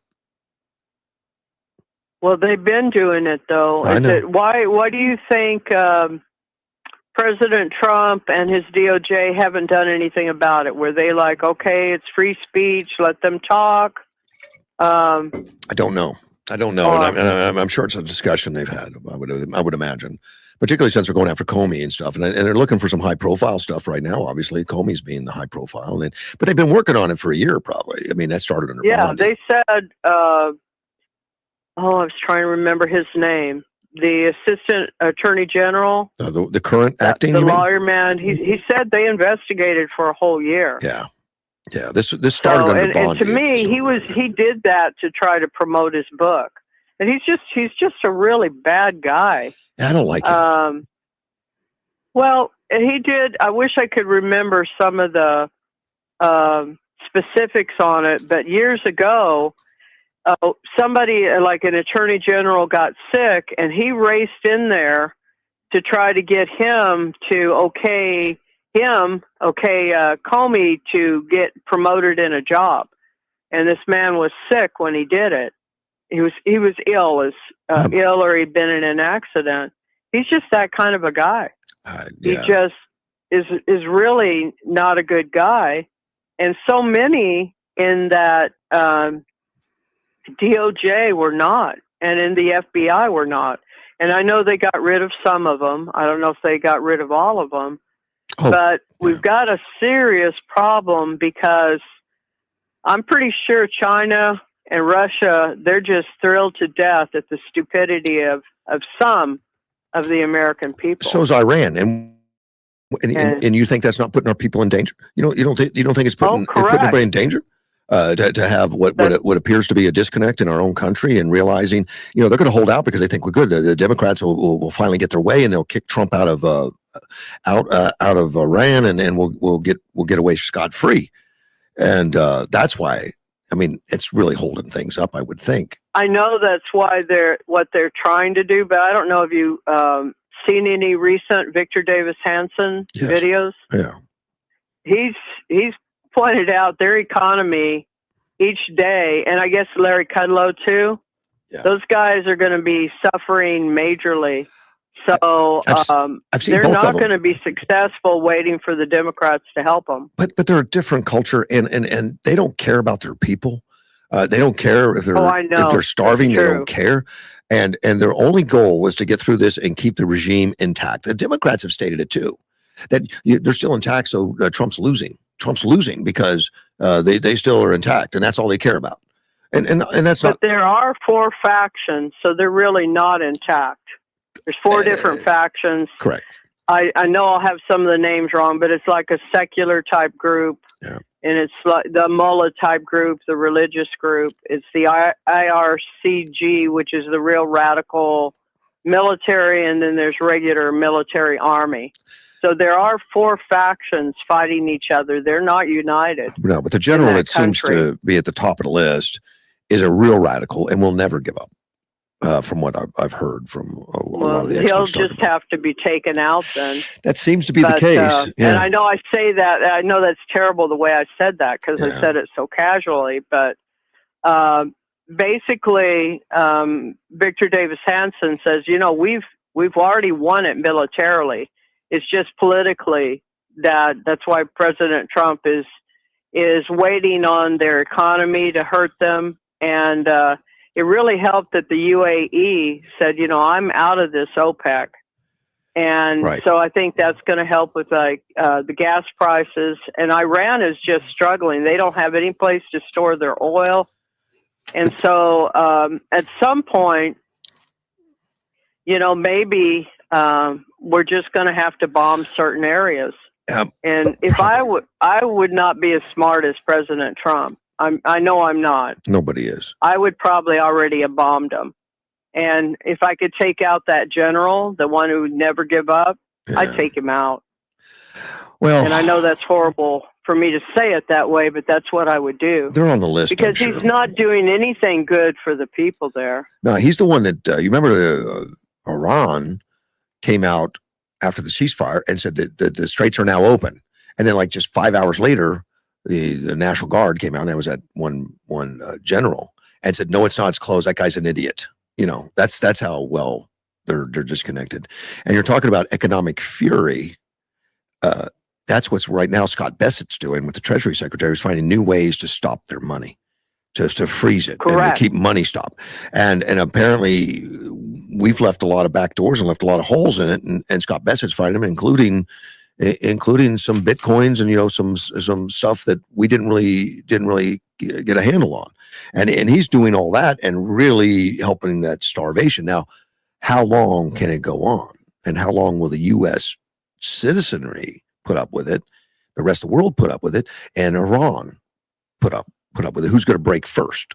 And that's what Iran's hoping on. Like, we don't care if we starve and half our people die. At least that's the attitude I understand. That I look at it. It looks like that. I've heard that speculation too. Yeah, I just don't. I don't know. Because there's lots and lots of speculation out there. Yeah. I just don't know how true all of it is. I did hear about Scott Bessent doing it, and that's why I wish these people that are so poisoned would understand that President Trump has a brilliant team of people working for him. Right. But look, because there's nobody in Biden's crowd that would be as smart as Scott Bessent to do that. Look how different Venezuela was. They swoop in, they grab the president, and everyone says, "I give up. We'll work with you and we'll be successful. Let's just do it." Because they don't quite have that religious ideology that I'd rather die than talk to the great Satan, which is the United States. So it didn't take much to convince Venezuela. Now, who knows if that's going to last either? We don't know. But they flew a plane in yesterday. Yeah. People from America got to go and see their relatives they haven't seen in decades. Wow. Amazing. So I'll send that to you, or I may already have. Yeah. Because I just saw it this morning. And the thing that, like I said, really bothers me is that we've got a group of people that are so scurrilous. And I have a nephew who says, "Well, you don't mean the regular Democrats." Well, I primarily mean the Democrat politicians, but the regular Democrats, if you're supporting this, then you've been poisoned. And the regular Democrats need to figure it out. They're no different than Iran. They will let the country suffer, our country suffer, to get power. Just like Iran. They don't care if their people die as long as they keep power. They don't care. They want power above all else. They're not about make Iran great again. They're making Iran strong enough to kill all our enemies again. That's their deal, not ours. Ours is to make everyone successful. At least under Trump, the MAGA is make America great, mean everyone's successful. And right, Iran, and he would like to see Iran prosper. Yes, yeah, and he wants Venezuela to prosper. He wants to give them money. Correct. Of course, they'll earn it. It's their oil. Let's get you money for it. Let's get the people successful. And he knows once he does that, and he can still remember that Venezuela was a beautiful country a few decades ago. It was. And the Venezuelan population has been starving to death. Yeah. Selling and their hair. Their leaders didn't care because that's what a true dictator is. And that's the way they are. That's what Iran is. And Trump is a business guy, and he thinks, look, if I could show these people how to make great money, they'll come around. And Iran's going to be different, though. It's such an ideological tied to the Islamic religion. It's But Trump would be aware of that. Of course he is. That's why I don't know if they're working on something and we're just not aware of it, or if they're just waiting. And that's what Victor Davis Hanson said.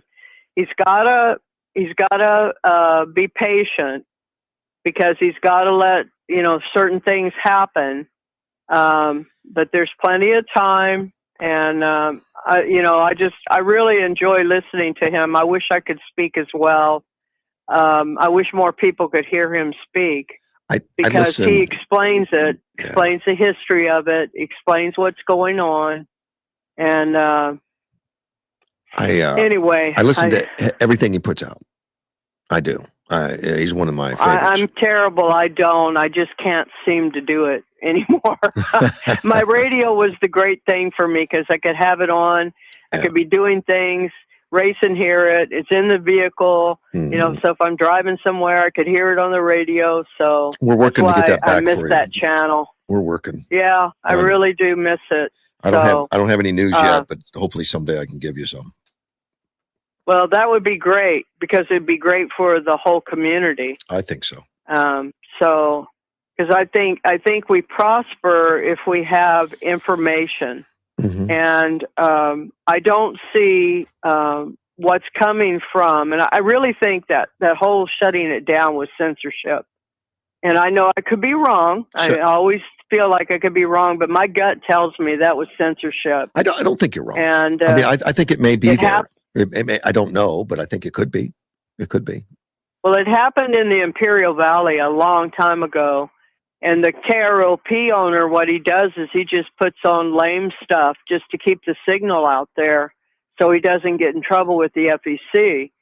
But I wonder if anyone listens to that channel anymore. Well, and it was so great. At one point, it was a country western channel. Another point, a lot of conservative radio with Rush Limbaugh and all the other guys, Yeah. And Rush was fighting a lot of people that were like trying to spam the contributors and just putting out lies. And it wasn't even a lot of people doing it. It was just a few people sending out a bunch of emails, to attack these sponsors. And it kind of started back then. Wow. And maybe that was happening in Yuma.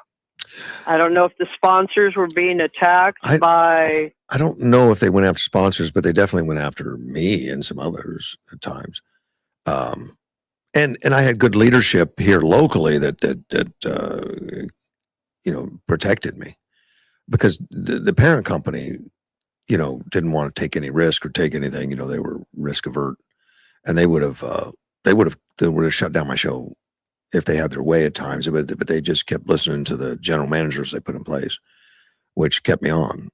But they tried many times. They tried to get. Well, see, that censorship really bothers me. Yeah. But it's maybe I was wrong. I and my husband, I don't know, maybe we were wrong on this. We thought years ago that the radio station in Yuma was a local owner. I guess we were wrong all that time. Yeah. Yeah, it was Clear Channel when I first started. We thought it was the local owner, very patriotic. No. Boy, we were wrong. Yeah. When I started in 99, I think, 98, 99, it was Clear Channel, which was a big corporation, state, and they were the sixth owner. I imagine at one time it was locally owned. It was locally owned initially, I imagine. But when I got affiliated that would with have been many, many decades ago. They were 80 years on air. Anyway, we were totally wrong. Yeah. So it's nice talking to you. All right, man. And I appreciate hearing information, and if somebody can come up with what can we do to stop all these lies, and maybe you're right. Maybe they'll try to go after people and charge them, but that takes investigation time. And as one of my relatives said, how can they do everything? Because that SPLC, do I have that right? Southern Poverty Law Center. Yeah. What they're finding out with them, that they were paying some of they created groups. They kept them going. Right. Yeah. And then they were taking money to fight against these groups that they created. Well, and somebody was, my nephew was saying, "Oh, is those Proud Boys too?" And I said, "Are you kidding me? They put those guys in jail." But I don't know. I don't know the details on it. But the Proud Boys, and then somebody was saying that group of people where they'd wear the khaki pants and the same tops and go around and protest that was paid for by them. Well, what they would do? What a scam! They would just put they'd put some of the instigators and leaders in and pay for. Those weren't the guys getting arrested, though. The other guys were getting arrested. Okay. That they talked into, from what I understand. Of course, it'll all come out. Okay, you probably got a better understanding on it. To me, they created monsters so they could take money to fight the monsters that they created. Well, yeah, it was all just a game. They're collecting money to go after an enemy, the enemy. And if the enemy doesn't exist, you got to create it or keep it alive in order to keep your organization going. Which makes me feel proud. Yeah. Because I don't know if you remember years ago when we were talking, we were saying, where are these white supremacists and all white the people? Supremacists? Yeah. Where are they at? We don't see any of them. And my God, we were right all along. Yeah, we were right. They weren't there. But we had presidents, Barack Obama, Biden, and everyone saying the worst threat to our democracy is, the white supremacists. And where are they? Do you think that Obama knew all about this SPC? I don't know if Biden knew anything, but he probably did at one point. I'm cynical to believe that they have more information than we do, not less. They have much more information than we do. So I would say the odds are that he knew everything. And he knew he was just saying something that would be a political activator and rally and get donations and get people going, yeah. And well, how sad that he was ever voted into office. I agree. You see what he did to Trump and opposition, and with Hillary, Brennan, Clapper, Comey, Biden, all that bunch, what they did. I would love to see Obama in jail. That's where he deserves to be. I know it's not going to happen, but you're not wrong. He don't deserves think, it. From what I've heard, that he was in on the lies to begin. The Russia collusion, all that. And see, these guys have so much information. They knew it before anybody else knew it, and yet he still talked about it as a reality. And if they can prove that, now that's one thing to think it. It's another to prove it. I think he's culpable. Well, Brennan told him about it. Well, Brennan, I think, is in danger. They have the evidence that Brennan told him about it prior to the 2016 election in the summer. Brennan is all that stuff that you and I heard. It turns out was true. Yeah. So we had good people on our side that were getting out correct information. And how many years did Brennan work on CNN and everything else just to keep pushing lies and propaganda? They just it never stopped. It never stopped. Yeah. What was that guy's name that was the assistant attorney general for a while? Andrew McCabe. Andrew McCabe out there too. Mm-hmm. One of the guys who worked on Mueller's group of terrible lawyers to go after Trump. Mm-hmm. He may still be on there all the time. It's funny. I haven't seen those guys. I don't see that stuff, so I only see it if somebody puts it in a clip. But I haven't seen them in a clip in a long time. I haven't even seen Andrew McCabe in a while. Yeah. So anyway, you have a good day, good weekend, and I'll listen to more before I get to doing something. Thank you so much. I appreciate the call, Sandy. All right. Bye-bye. Bye. Yeah, that was Miss Sandy that called, and she's. I don't know. She's retired and all that, but believe me, she's reading and educating herself constantly. I get texts and things from her. She shares a lot of information, which is very, very helpful because I don't have all the assistance that Edward has, working around me, and let alone artificial intelligence. I have to rely on people like Sandy to help me out. And Ted tried to call a few times while I was talking to Sandy. Let's get him on the line, surprise him, and we'll call him right back and see what he's up to. Probably nothing good. You don't know. Hey, did you make it home all right? Yeah, I did. I'm on the air, which means you're on the air with me, and I appreciate that. I got home at about just before 7:00 from LA. Well, excellent. Yeah, I just wanted to call and let you know that we're the northern states are in a Revolutionary War again. Oh gosh, what are they doing? Right, is this May Day thing? Well, it's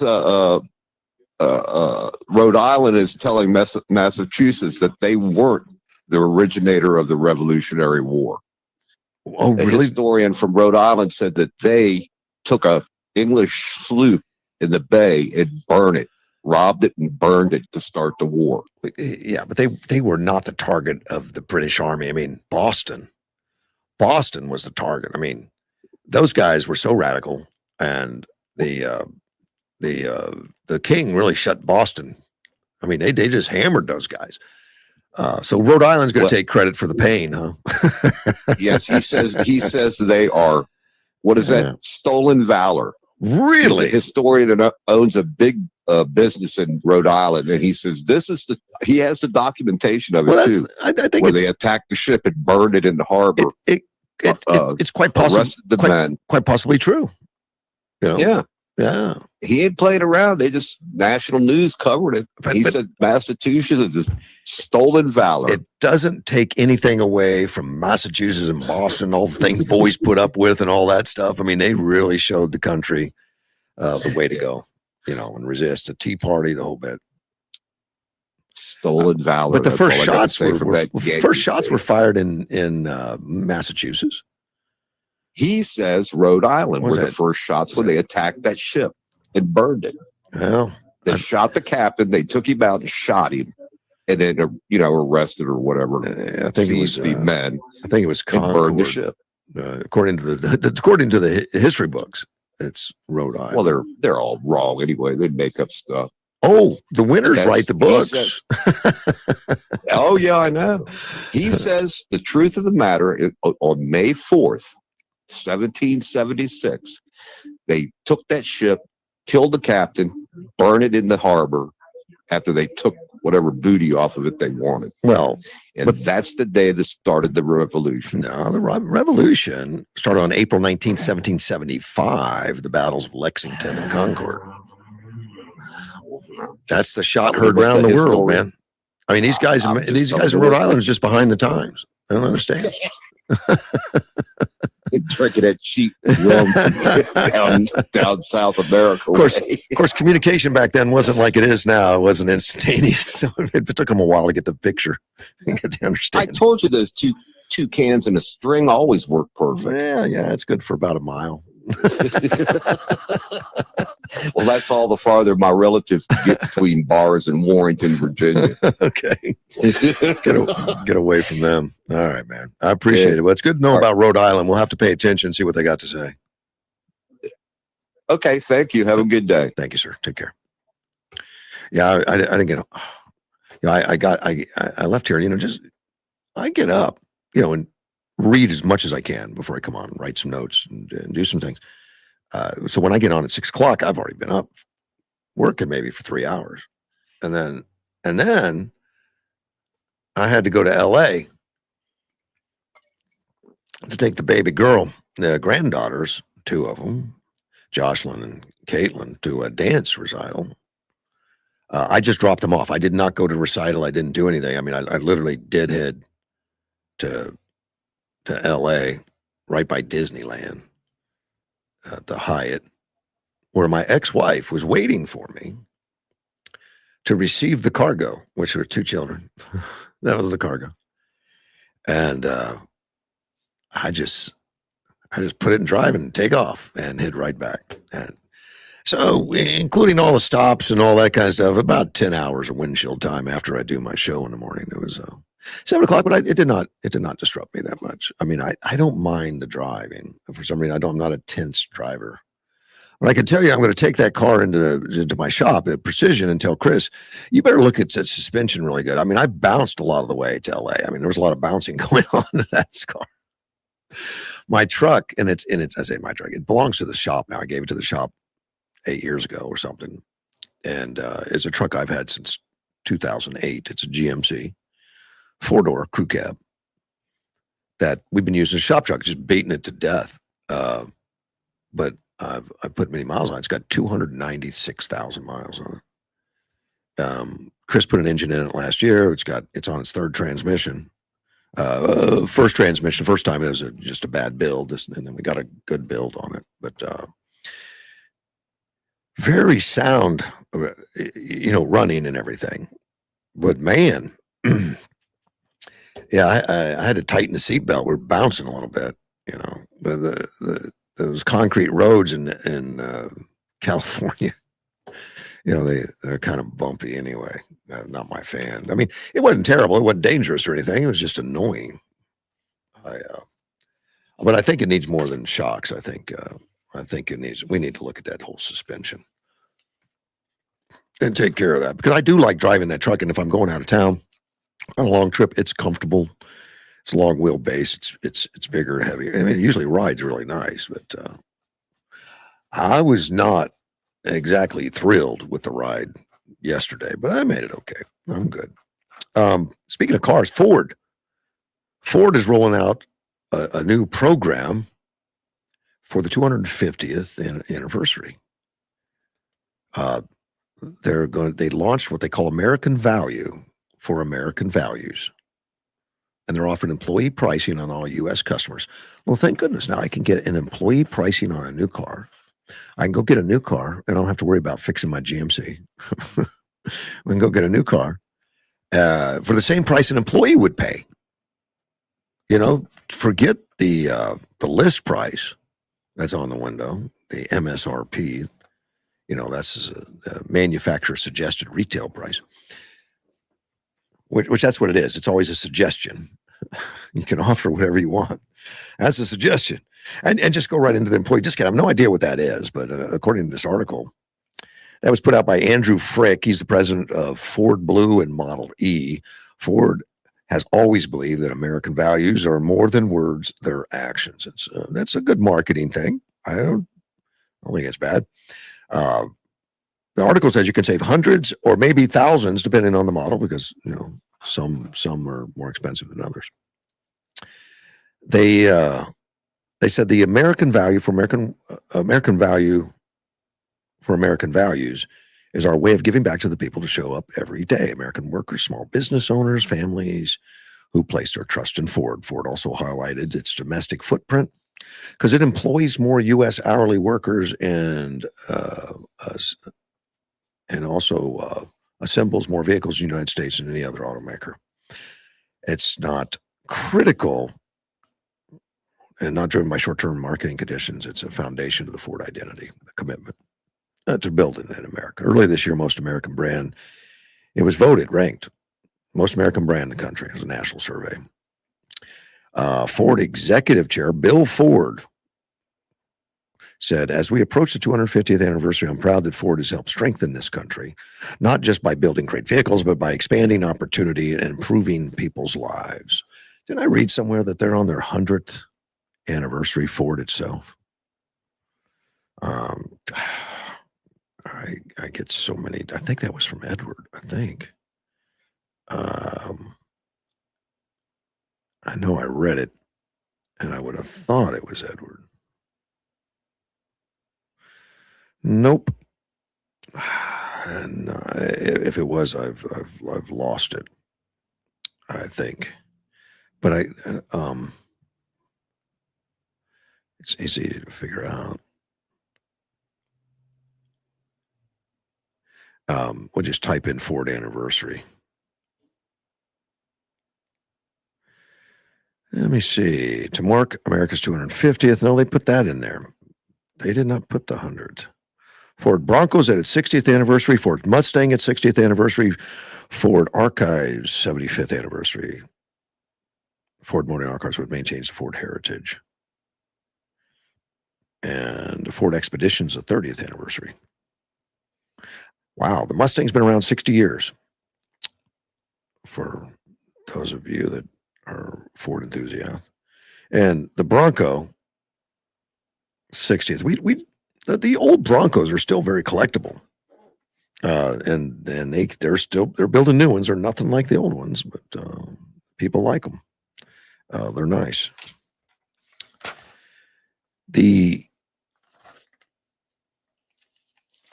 There's a few things about this shooter I wanted to mention. There's not a lot of information when you first hear about the assassination attempt and all that, and you don't know much.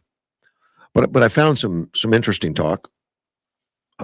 Some of the journalists were asking questions about from the DOJ. I mean the Attorney General Tom Blanche, acting Attorney General, about who really shot the agent, the CIA agent. Who really shot him because we heard that there were shots fired by agents that never hit him.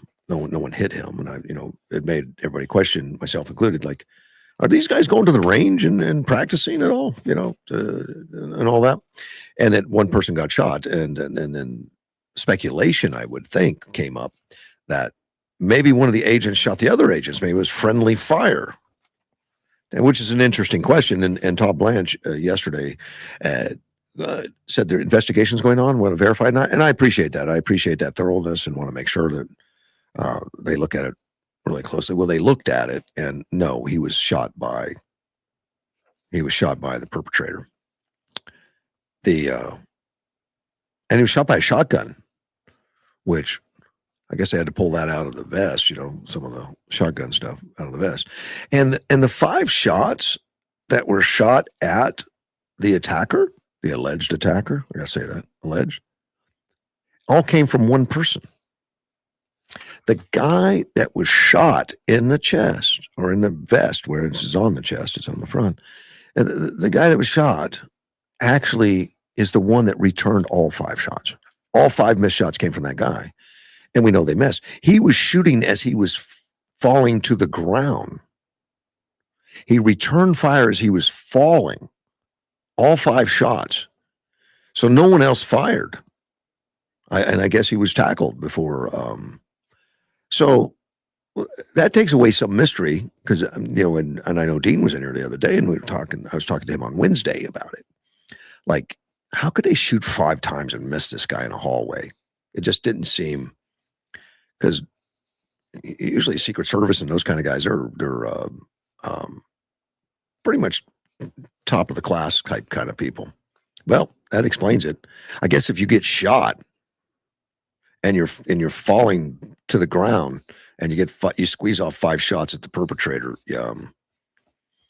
maybe you're not as accurate as you are in real life. Maybe they should practice that. Here, after I shoot you in the chest, see if you can make these shots. I bet they don't do that. I'm not going to do that. According to the Attorney General, acting Attorney General Tom Blanche, he said the initial analyst of the ballistics evidence did not support government's theory of the case. That's why they didn't come out with it initially. They wanted to make sure. And they described the evidence collection process very complicated. And he was talking a little bit about that yesterday, that they, every time shots are fired, they try to collect all bullets, everything, and make sure that everything lines up. Even if they're, sometimes they never can find it, but normally they look for every projectile, where it landed and all that kind of stuff, and confirm everything. But this guy was wearing a bulletproof vest, thank goodness. Let's take a phone call. Good morning, Edward. I know you're sitting there blaming me. I do. First of all, saying I'm not working. I am working my little butt off. I'm now down at Mount Vernon, making sure everything is functional. Well, so it depends working on hard. I think you're working. I mean, I think just the fact that you're carrying your sunglasses that have attached to your computer and all that allows you to do things that most of us can't do. away from our desk and stuff. I think I think the technology's great. Actually, I think that's great. I was never meant to be in an office. I don't have the patience. Honestly, I don't either. Really, I don't like sitting in the office myself. And I'm MBWA. That's management by walking around. But your question of 104, this is the 100th anniversary of the birth of the weekend that was developed by the Ford Motor Company. That's what I read, and I let it disappear. I didn't copy it this time, and I wanted to go back to it. Yes, and I actually put that. I'm holding out for 3 days. I know. Yes, and I told you, move to France and learn your Arabic and ask for 5. Not going to do that, but I think that's interesting. I don't think of us as being a 6-day work week, but I think 5-day work week. I haven't known anything else. I mean, 4-day would seem foreign to me. It would be like a permanent, vacation almost. Just like people love 3-day weekends, but because it's rare. What if a 3-day weekend was every weekend? It would become we need 4-day weekends. I guess if my wife and I were forced to spend 3 days together, we probably wouldn't be married for long. Yeah, that's that's the drawback. I mean, there's the negative for everything, and know your negatives before pushing into an item. Isn't Europe a lot of 4-day weekends in Europe? There's a lot of 4-day work areas weeks. of Europe that are 4-day work week, but there's also the ability to have endless sick leave and endless, you can get up to 2 years for maternity now in certain countries. And a lot of people they'll do is they'll switch jobs, then, announce that their wife is giving a birth. And then boom, they say, you need to pay me for 2 years. Oh my gosh. And so now the question is, someone said, okay, now you have to prove the child was born, and that was now deemed illegal, particularly in Sweden and Norway. Wow. To prove that you actually had a child. I didn't know that was going on. They would pay. Oh, that's wow. Yeah, up to 2 years of leave, so that the father also has a chance to integrate with the child. Oh, that's wonderful for the child, I guess, as long as it's a good father, and that's what they spend their time doing. But that's a pretty hefty expense for productivity and getting things done. I mean, well, no wonder they don't give enough money to all their requirements for NATO and protection and all that. And they just don't have the productivity to maintain that kind of investment. So that's okay. We'll protect them. To show a taste of financial and economic items, look at the top 10 valued companies on the planet, and you will find that the United States holds the majority. Okay. And I think that comes from our work ethic. Not everyone's work ethic. Not all Americans have a high work ethic. No. Myself being not one of them. Oh, that's not true. You just describe work differently. That's all. That's what I try to tell my kids, and they roll their eyes and tell people that my son particularly likes to use the Arthur quote, if you remember, from Dudley Moore. Uh-huh. When people say, "What does your father do?" and he says, "Oh, he races cars, fondles women, but he is his own boss and he has weekends off." Oh, he really says that. That's great. He says that, yeah. Good for him. So, the constant question comes up of, is he still married? Oh, yes, to your mom. Yeah. That's awesome. My ex-wife was always jealous of me. She said I didn't really work because I was always attending meetings. I was going to Rotary Club. I was going to Chamber of Commerce. I was doing radio. I was going to seminars. I was always on the go, visiting stores. I had multiple locations and working with people. I wasn't sitting in an office. So she always assumed it was never work. That it was not. Well, it only takes the time to actually have to do that. I convinced Jackie to, go for the position of leadership inside her hospital to run it. Right. She got it. Yeah. 2 years now, I think. Very proud of her for doing that. And she told me recently, she goes, I apologize for everything I recall that you said you weren't working, as you said you sat in meetings and had tendencies. She goes, I can't stand it. Oh, She says, people don't come prepared, and they're not ready to hear feedback. Well, please tell me you got that all on recording. I wish I did, because in my house or any of my offices, when my system knows me and it shuts down recording when I walk into a room. Oh, So technology faltered for the first time. I should start asking how that if my wife's saying anything that I'm right, to please record an enhanced video. actually, you could just say, Hal, record me, but delete everything in 1 hour unless I request otherwise or something. There's no such thing as deleting forever once it's digital. I forgot about that. Back unless you wipe the drives. Yes, that's my naiveness. So, yeah, I know. Yeah. So it's terrible that you have these things, but I'm listening to you go on about how I use AI for everything, and I remind you that walking is not AI. You have to walk yourself. Well, no, but I envy it. I really want to learn more about AI and its usefulness. And I first, I just see AI like most people, that I get to ask it like a question like who invented popsicle or something, and that's about the limit of what I think of it about. I don't really think of it's the organizational tool that it really is capable of being. It's not just an organizational tool. It has the ability, particularly we've pumped quite a bit into HAL. And I do want to press the note for legal reasons that HAL is not modeled after they thought of 2001: A Space Odyssey. Yeah. It just happened to be the same name we came up with. And that we pump time and energy into teaching him. And you do have to teach an AI system. But then you can use it not only for, hey, what's the middle name of the president? But you can say, hey, here's the parameters. I want you to track these stocks and these items, check news activities, and watch for changes and alert me on an item. And it can do that. And then you can start advancing even further, saying, okay, calls. My office video phone is me, but it is a digital representation of me. Oh, really? Do you make it look obviously like a digital representation, or you try to really fool people? It fool people. And the idea is I don't like sitting at a desk and doing meetings. So I have the system and it can respond to you. Wow. And it has been taught my cynicism and sarcasm, and it can replicate it. And what happens is I can listen in while I'm out doing something else. And then if I need to step in, I can step in and change the answer. So can other people do this by using some of the products that are available, like Grok or something? Can you subscribe to Grok and have some of the things that you have on your independent system? You wouldn't be able to do a lot of what we do because A, you need the processing power, and B, you need the LLM. Grok is great for small items, processing to it. It could not run a full-fledged digital impersonation.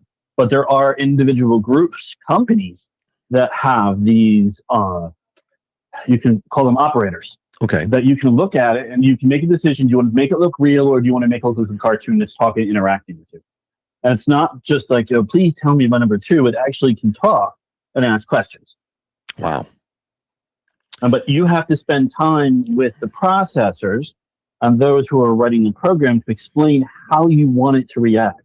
Because it does have to have, a system. If you remember the books where you could choose your own adventure and you can get to, page 6 and it says, turn to page 7 if you want to do this, page to page 9 if you want to do that. Yeah. I used to love those books as a kid. Yeah. That's how you can think of AI in that terms, is that you have to let it know and pre-create every single potential. And then teach it that once it's exceeded that potential, to then find a human. So for you to do your own system, did you do that at the hopes of producing something that's marketable, or something just internal that's just forever going to be processing for just you? Well, it originally started out as a fun game for myself and my kids. Because we had research dollars we had to use, and I said, let's do this. But now I tell everyone I'm trying to recreate Carrie, so that I'll never, have anyone disagree with me again. Okay, on good. that. So, Good. but it's also, we're looking at systems of how we can integrate this down the road into more areas of service. It is very helpful. When Hal took over the entire operation of all my homes, we cut our electric bill by 20%. Oh, Because it would, my kids are famous for attempting to land planes in the house. right. So Hal is able to say, okay, you can turn that light off once he's realized that there's nobody there. And Hal will just do that for you. Just does it for you. The lights turn off. So So make one announcement on the speaker in that room. If you're there, say something. And if not, the lights turn off. now, would something as simple as that be available for somebody else, or would you still have to have your own system? You wouldn't be able to use, Like one Grok of or these something, Grok or ChatGPT or OpenAI systems because it still requires a processing continuous. Okay. Now, I'm not sure. Maybe the higher paid systems allow it to be connected 24/7, but I mean, your best bet is there are programs and companies out there, tons of them, who are writing these types of codes that you can install and create your own platform. But then you have to remember you're now running a server system in your house. If you don't have access to a high yield database system, so there's that negative. So did you need to have your own data center or something to do this, or you have to? We have two of our own systems that we've always had, and I've just said, guys, you're taking 10% away and giving it to me. Okay, so you could just tap into some stuff that was already there. Yeah, and we maintain link lines, and that all the houses have a not only hard line for the internet but also Starlinks. So we're never going to be fearful of having the line cut. As the 80 movies about telephone lines. We're always connected. I figured you'd be, hooked up with SpaceX system or something. That's what Starlink is. Okay, Starlink. That's right. Okay, so Starlink, and then, but your hard lines are faster, right? Hard lines are faster. Hardline will always be faster. But there's always the chance of someone A, cutting the line, B, an idiot driving the wrong direction. Then, in DC, they're constantly cutting lines. Yeah, but now can you take take the ones the service guys aren't looking? But Hal can go everywhere with you now because of Starlink, yes. Right? He's Starlink, and I have a dedicated mobile line just for him attached to me. So when which is nothing new, I carry multiple phones all the time. But all the computing power is still done back home. Whatever yes. Yeah, whatever you're carrying is just input and recovery of data that Hal's sending you, not the actual work is being done at the data centers. So I explain, people say, oh, he's doing it live. I say, no, I'm actually doing it, 3.5 seconds in the past. Is it always take 3.5 seconds, or does it depend on where you are in the world? It depends on where you are in the world. Yes. Okay. But the idea is the average day was 3.5 seconds, and people, oh, that's not long. And I said, actually, if you consider oil yesterday jumped $12 in 2 seconds. Yeah. So, 3 seconds is a long time. And you still work with, you work with commodities, I know, but you do that over fast stuff. On the pipelines, yes. So if I have to, one of the things you'll find me either sitting at my desk or in the office is if I need a direct trans line. Yeah, you do. It's just not as fast enough to be able to handle it, as well as the encryption. Well, will Hal be able to eventually just take over all your duties? I'm hoping so. I would really love just, go and sit on the beach and do what my kids say I do. Yeah. I'm hoping that is my true pride with the technology guys. I tell them, I will tell you, you've reached success when what my kids say I do is what I'm doing. Well, I think a true test would be is if you get to the point where you think it can do that, is don't tell Carrie you're going to be gone for a week and see if she notices that it's not you. Yeah, we have to work on my sarcasm because Hal still is somewhat nice when he uses my. Still nice. He's not going to call her names or fire her or anything. He refuses to use the Führer. It's written into the code because it's a Nazi thing, and we did try to explain that we don't want. So she can issues. She can always run the test to find out if she's talking to you. She does the Breaking Bad quote, as we use it. We call it the Breaking Bad scenario. Uh-huh. She says, "Say my name." And of course, I'll say, Yeah, hello, my PR. And, Hal will simply say, Carrie. Yeah. Okay. So Remember Heisenberg, say my name, Heisenberg. So, yeah. So so you're not going to be capable of fooling her ever. no, we're going to figure out how to get around that little detail. So it only allows me to be racist and, uncommunist. Maybe you could record you saying it, and just every time she asks, play the recording. Who knows? Yeah, but then there's no text. We do have a system inside our system that does check for AI, artificial intelligence being the Rembrandt. Because you laugh, but 3 years ago, a Korean COO was called late at night by his CEO and told to transfer $20 million in won to this account because it's necessary needs because of operational problems. It was a video call that he believed 100% and transferred the money, only to find out later that it was an AI automated generation. Never heard of anything like that. That's scary thought. That's a very scary thought. I can send you the article. It went global on the idea that this was, got him at night, came over the private line system.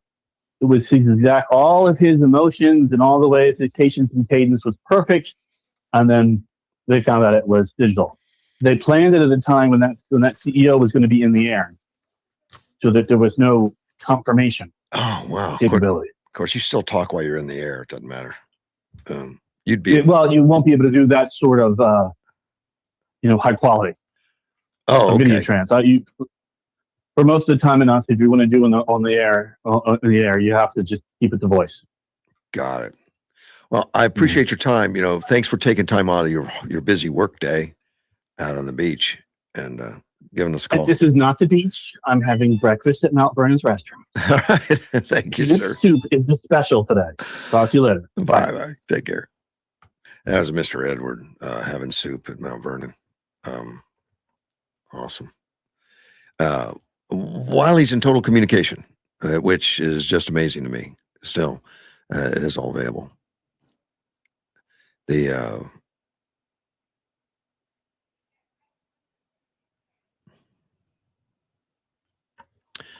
And one of my listeners is sending me a lot of stuff about the Southern Poverty Law Center, about their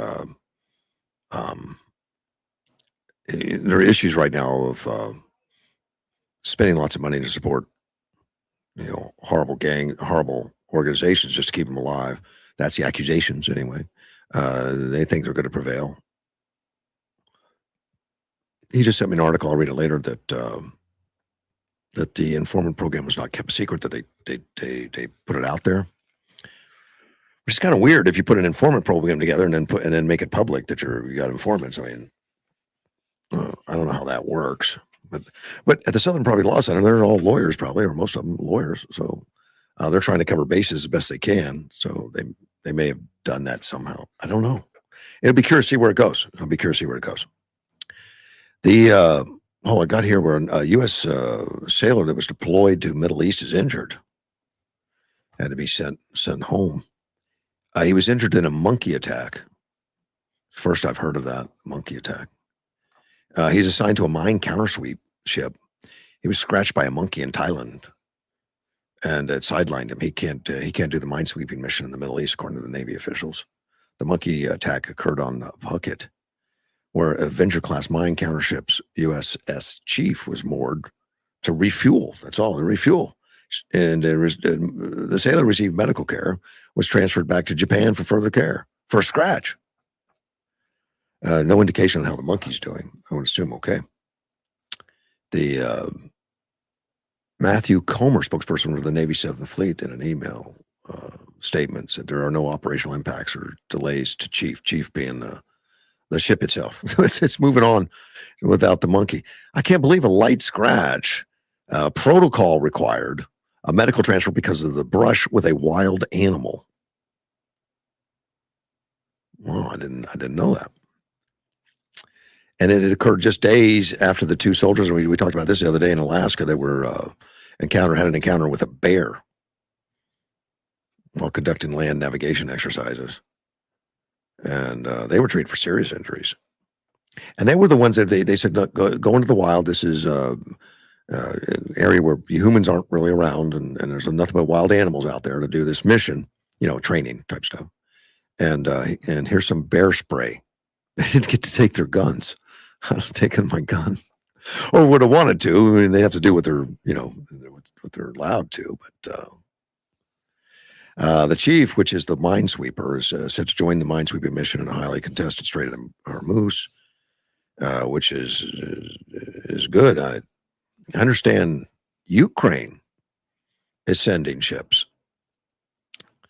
Yeah, when you've heard for years the Ukraine Navy doesn't have any ships. The Ukraine Navy doesn't have. They had right at the time Russia invaded. I think they had one main ship, and they scuttled it themselves, knowing the invasion was happening. They couldn't stop that port from being taken over. I think it was in Crimea, so they sank it themselves. They sank it so the Russians couldn't use it against them. Is from what I understand, if I remember right. And then from then on, their Navy has been without ships. They've been using drones and these sea drones and stuff like that, and they've apparently sunk like a third of the Black Sea fleet of the Russians with other means, either missiles or drones. And the rest of the fleet has had to find safer locations, safer ports away from Crimea, and they've left that area due to the Navy coming after them with no ships. They have drones, but they were given these ships. I think England gave a couple of them, and Norway gave a couple of them.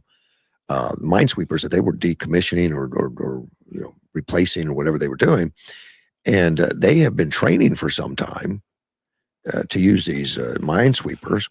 They couldn't bring them into the Black Sea because they are at military conflict, war, whatever you want to call it, with Russia, and the people that control that choke point, which is Turkey, has there's a protocol that they won't allow warships in and out during conflict. So if there's a conflict, I guess they don't want anything to do with it. So that area is not considered international water; it's considered Turkey's water, and it's you can't go through that if you're a country with a warship that wants to put a warship in to do something during a conflict. So the Black Sea fleet from Russia has been stranded there. They can't get out, and they can't send reinforcements for the losses they've taken. So they've hit a lot of it. But these 5, or I think it's 5. I said 5. I think maybe 4 or 5. I'm not sure now. 4 or 5. I don't have that. I don't think I have that in my stack of stuff. But they're going to Iran. They're going to help out with the Strait of Hormuz. And they're going to go help demine that, with the United States. And I guess maybe there's a couple countries that have given noise that they might go, but they're going to go help with that. And Russia's not happy about it. Apparently, Russia is very much enjoying the fact that strait has been, inoperable by and large, because their oil's going for a higher premium. They're making money. Ukraine wants to cut the money off, so they're gonna take these ships of theirs and operate them in the Strait of Hormuz. Good for them.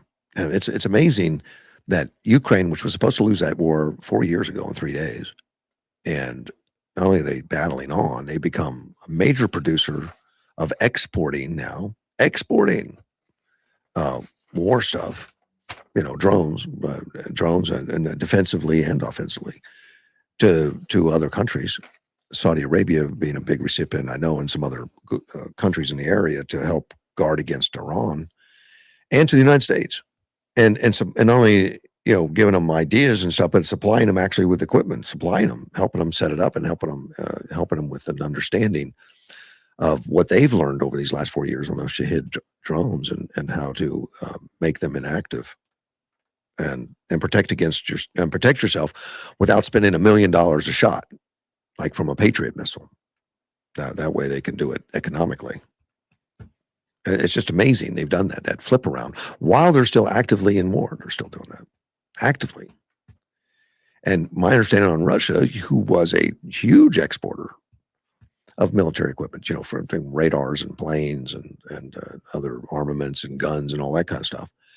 They've had to, I know, stop a lot of that. I don't know if it's all been stopped, but tanks and stuff, that's all been because they're the consumer now. They're I guess losing them faster than what they can make them, and they've gone through stockpiles of equipment, stockpiles of armament, vehicles, airplanes, and at a faster rate than what they can actually replace them. So I think their export has been greatly diminished, as from what I understand.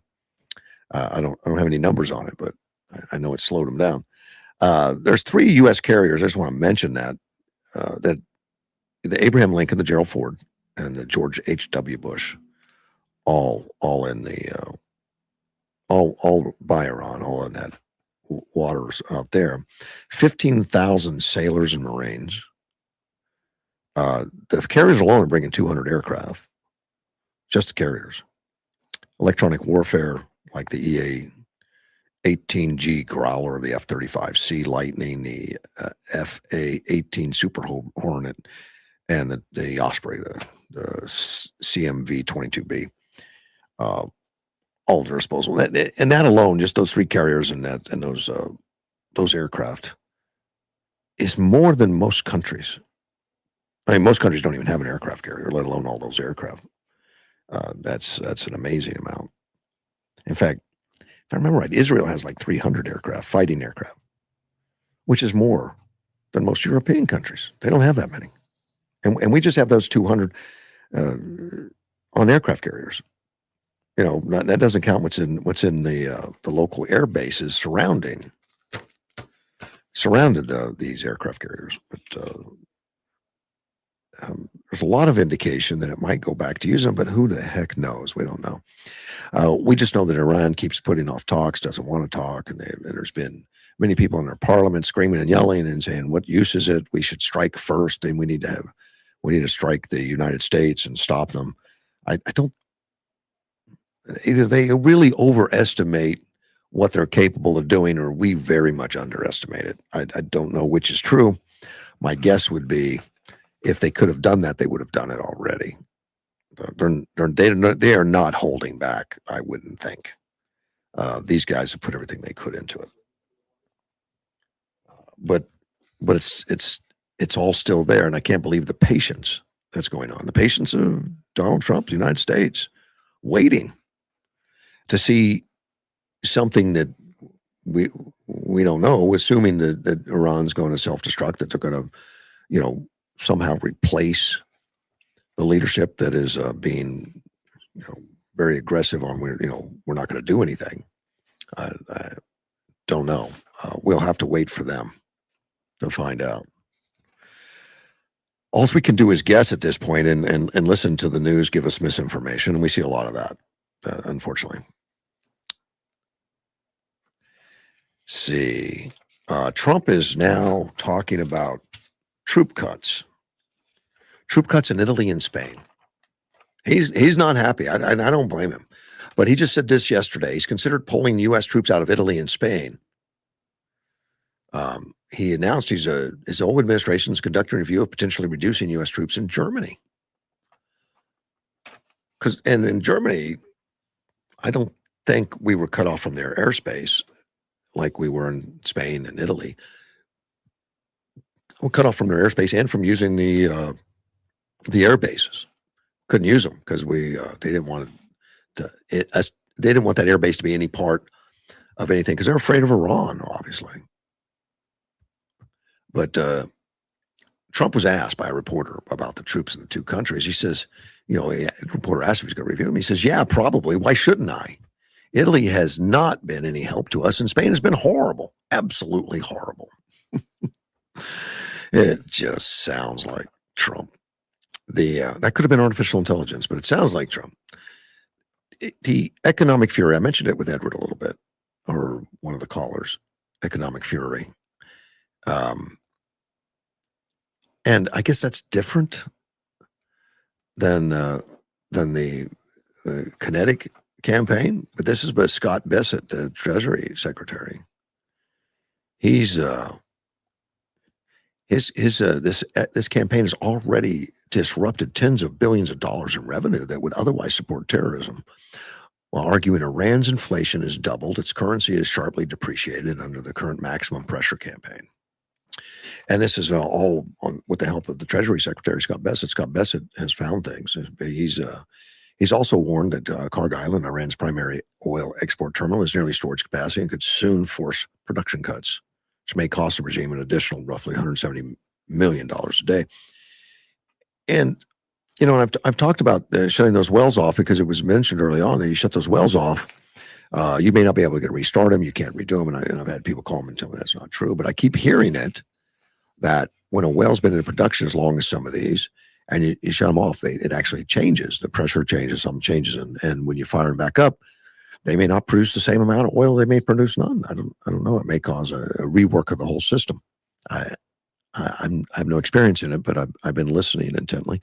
And even the experts don't know whether it would be a reduction of 10, 20, 30% or something. They don't know, but they're saying that's very likely.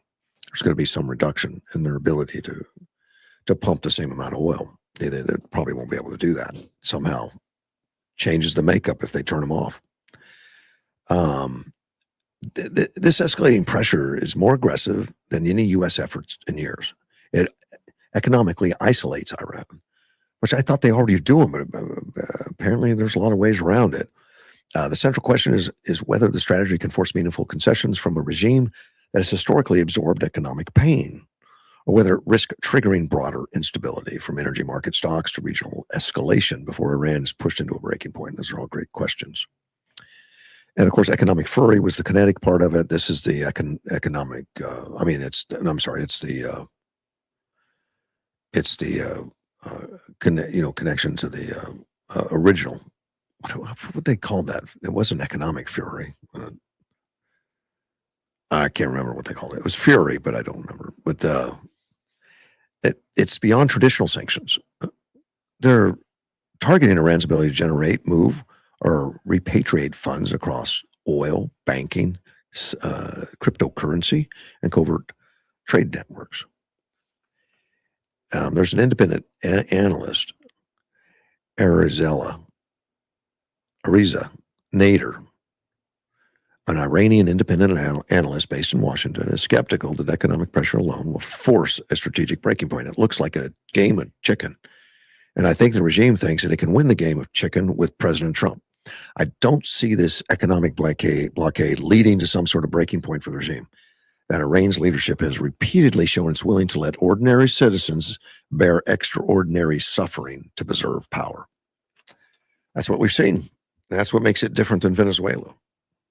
They've been there before, apparently, and they had an 8-year war with Iraq, and they're used to putting their people out. I guess during Iraq war, they had 2 million recruits on the front lines, on the people fighting in that area. 2 million. But now they say because there's such unity in the country, they've got 30 million that signed up. In case they needed them, they're on the list to go to fight, United States, Israel, whatever, if they're called. I mean, because right now there's no ground war that would require that kind of stuff.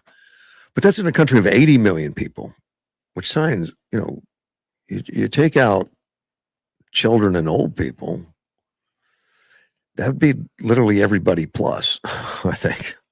It doesn't seem logical. It doesn't seem real, but there's always a lot of rhetoric that goes out in these things that just back and forth. If they could only get 2 million for Iraq, I mean, how they can get 30 million because it's the Great Satan? I don't know. Somehow I'm skeptical. Jonathan Turley gave talked a little bit about the dinner, the White House Correspondents' dinner, the new charges. He says additional charges after officials confirmed a U.S. Secret Service agent was allegedly struck by his gunfire, meaning the perpetrator. The director, Corrin, of the Secret Service, confirmed on Thursday an agent was shot in the vest. It took that long to get confirmation. during the attack, ruling out friendly fire. And they had to because I guess the press started asking about it. They started pushing that there was friendly fire potentially. Turley said new details make adding an attempted murder of a federal officer charge highly likely. If that was buckshot in his chest, the forensics aren't very tough. I mean, Secret Service agents generally don't use buckshot. In addition to the potential attempted murder of an officer charge that he suspects is a slew of new charges stemming from Allen's manifesto. Now, the detailed manifesto allegedly outlined Allen's intent to systematically eliminate Trump administration officials, starting from the top and working his way down while expectantly noting his intention to avoid wounded civilians and media personnel. It is possible Allen could face individual charges on each potential target, noting he has left himself with virtually no legal recourse. Turley says, I've never seen a criminal defendant work so methodologically to destroy any defense that he might have at a trial. I mean, I've been a criminal defense attorney my entire career. I can't think of a viable defense at this point unless he's got an evil twin. And an insanity defense would be unlikely. It's going to be unsuccessful. It's actually very hard to make an insanity defense work, particularly in the federal system, but he doesn't have a ghost of a chance here. He's a high-functioning individual who wrote this manifesto, who did all of his pre-planning, moved those weapons across the country, took pictures of himself, obviously celebrating what he was about to do, and then proceed to make incriminating statements after he was apprehended. That doesn't leave a whole lot for a jury to do. I think he's hurt himself, according to Turley. Now, they checked the hotel room to see what was in it, and they released all that stuff.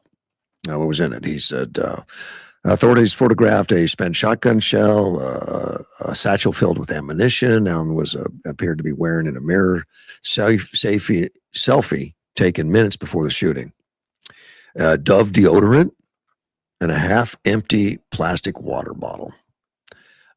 Nearby was an empty gun case full of ammunition cases. Luggage containing clothing, a duffel bag were sprawled across the floor. So he's not very neat. He had a couple books. Stranger in a Strange Land, a 1961 science fiction novel by Robert A. Heinlein. The Hunt for Red October. I saw the movie. 1984 techno thriller novel by Tom Clancy. Some black 3M tape and a roll of red tape. Well, and there's some new video that came out too. That's not going to help him. It shows him stalking halls, and also some video shows him charging the security checkpoint, which I think we saw a little bit of that, but not. I think they've got much more now.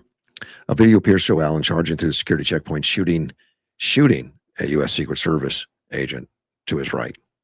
The agent who was shot could be seen firing at Allen as he fell backwards. And that was the guy that took 5 shots. They got 5 shots off as he fell to the ground. That's pretty rapid. But he got shot first. The guy ran through, shot a Secret Service agent. I don't know how he got to the ground. I've heard a couple stories. I've heard he was tackled. I heard he slipped. And I heard that question come from a reporter, and I don't remember who answered. They said both could be true. Okay. Maybe he slipped as he was being tackled. I don't know. We'll find out more.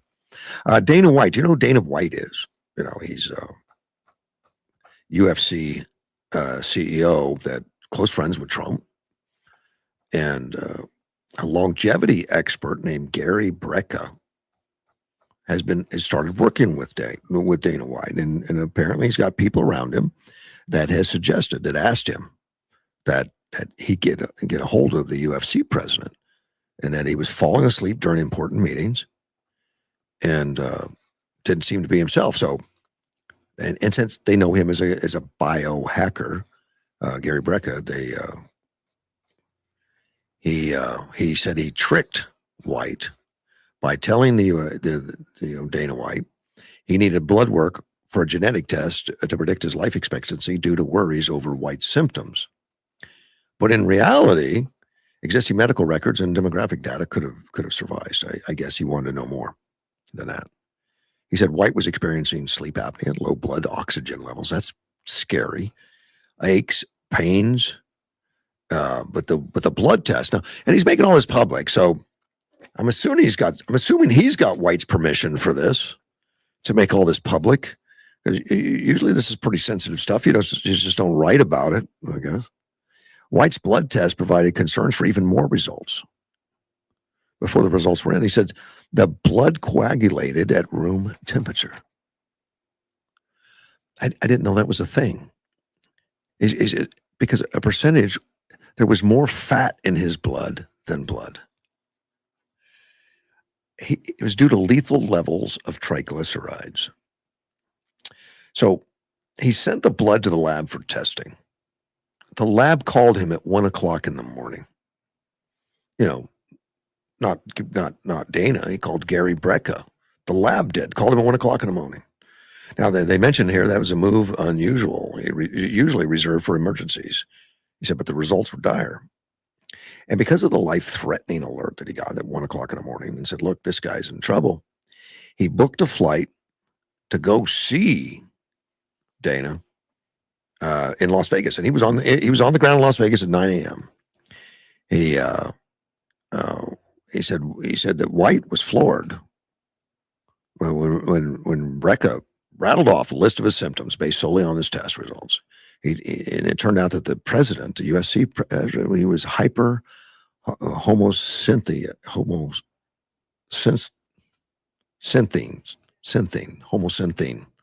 homocysteine. Okay. An inability to break down an amino acid called homocysteine.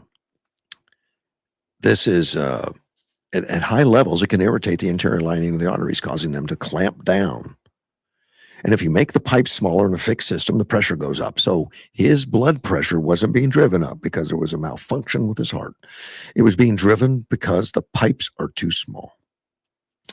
They started to medicate the heart for a crime that it's not committing, because the problem actually laid in the arteries, according to Gary Brecka.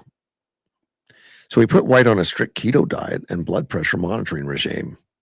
Said he wasn't going to see 65 based on his early evaluation. But he was able to extend White's predicted lifespan from its initial assessment of 10.4 years.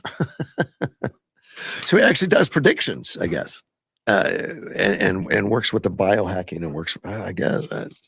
Interesting. I need to send that to Dr. Joe and ask him, because I'm just curious, if Gary Brecka can come in here and he's a longevity expert, that's his specialty, I guess.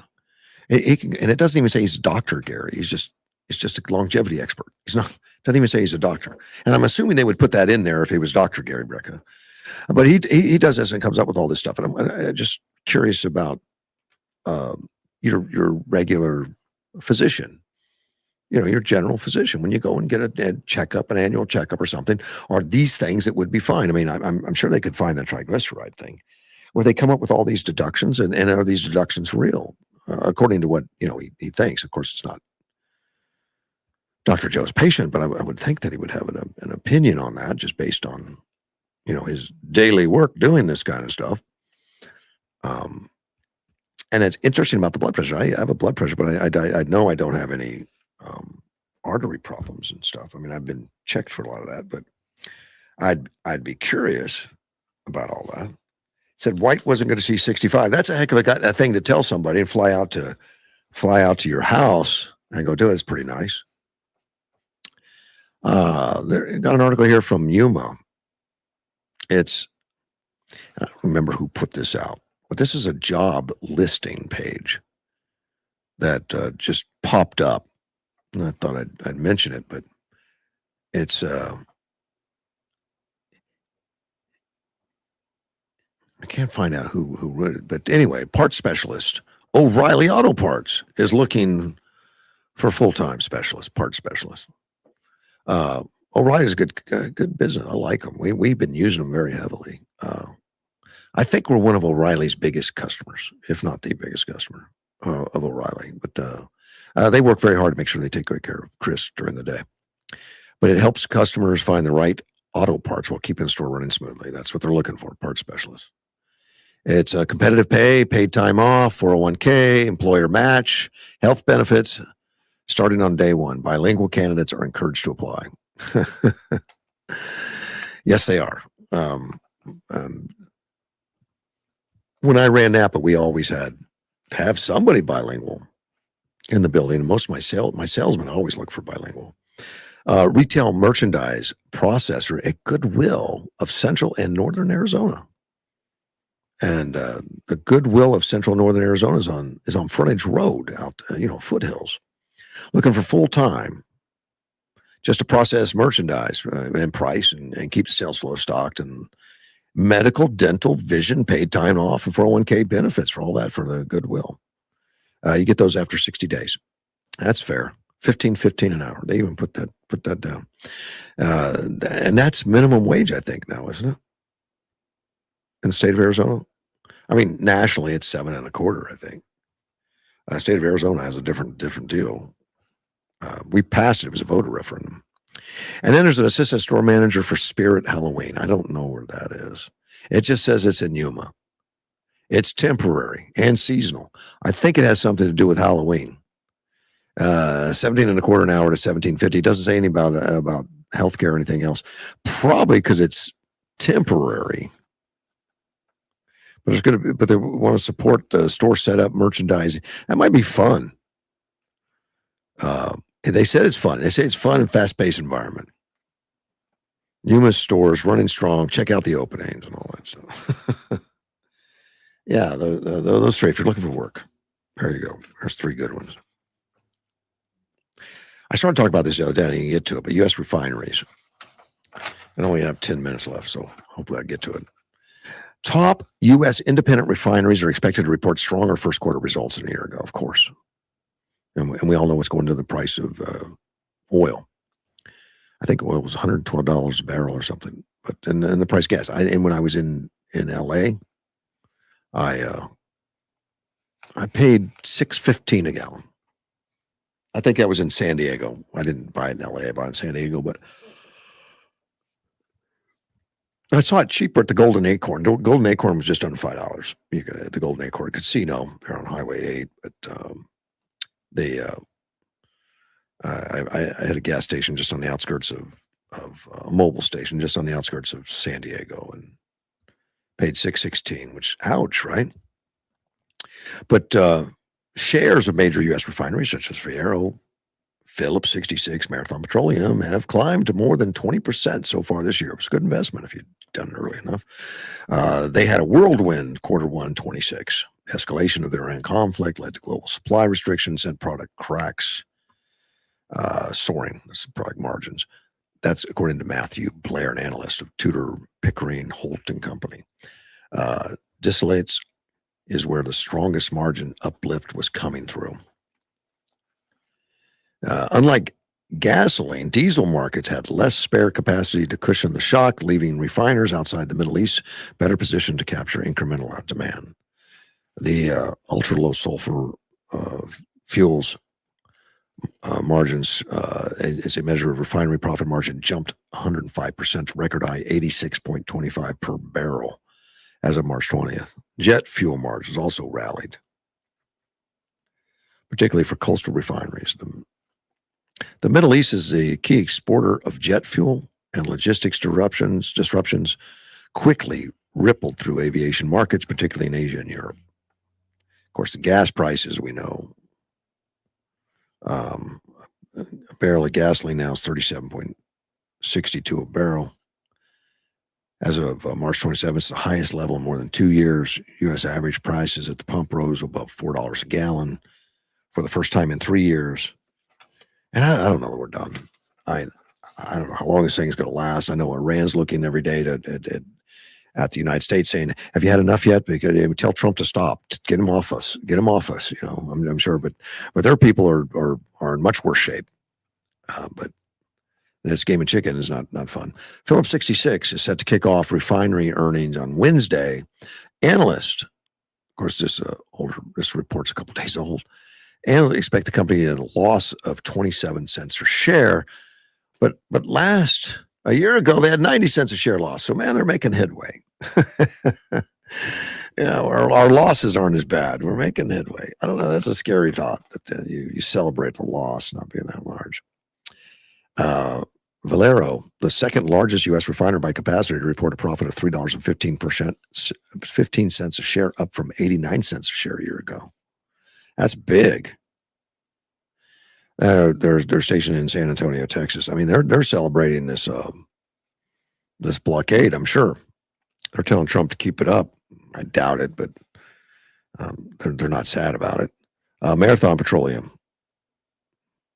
the top refiner by volume, they're expected to report a share profit of 86 cents, up from a loss of 24 cents a year ago.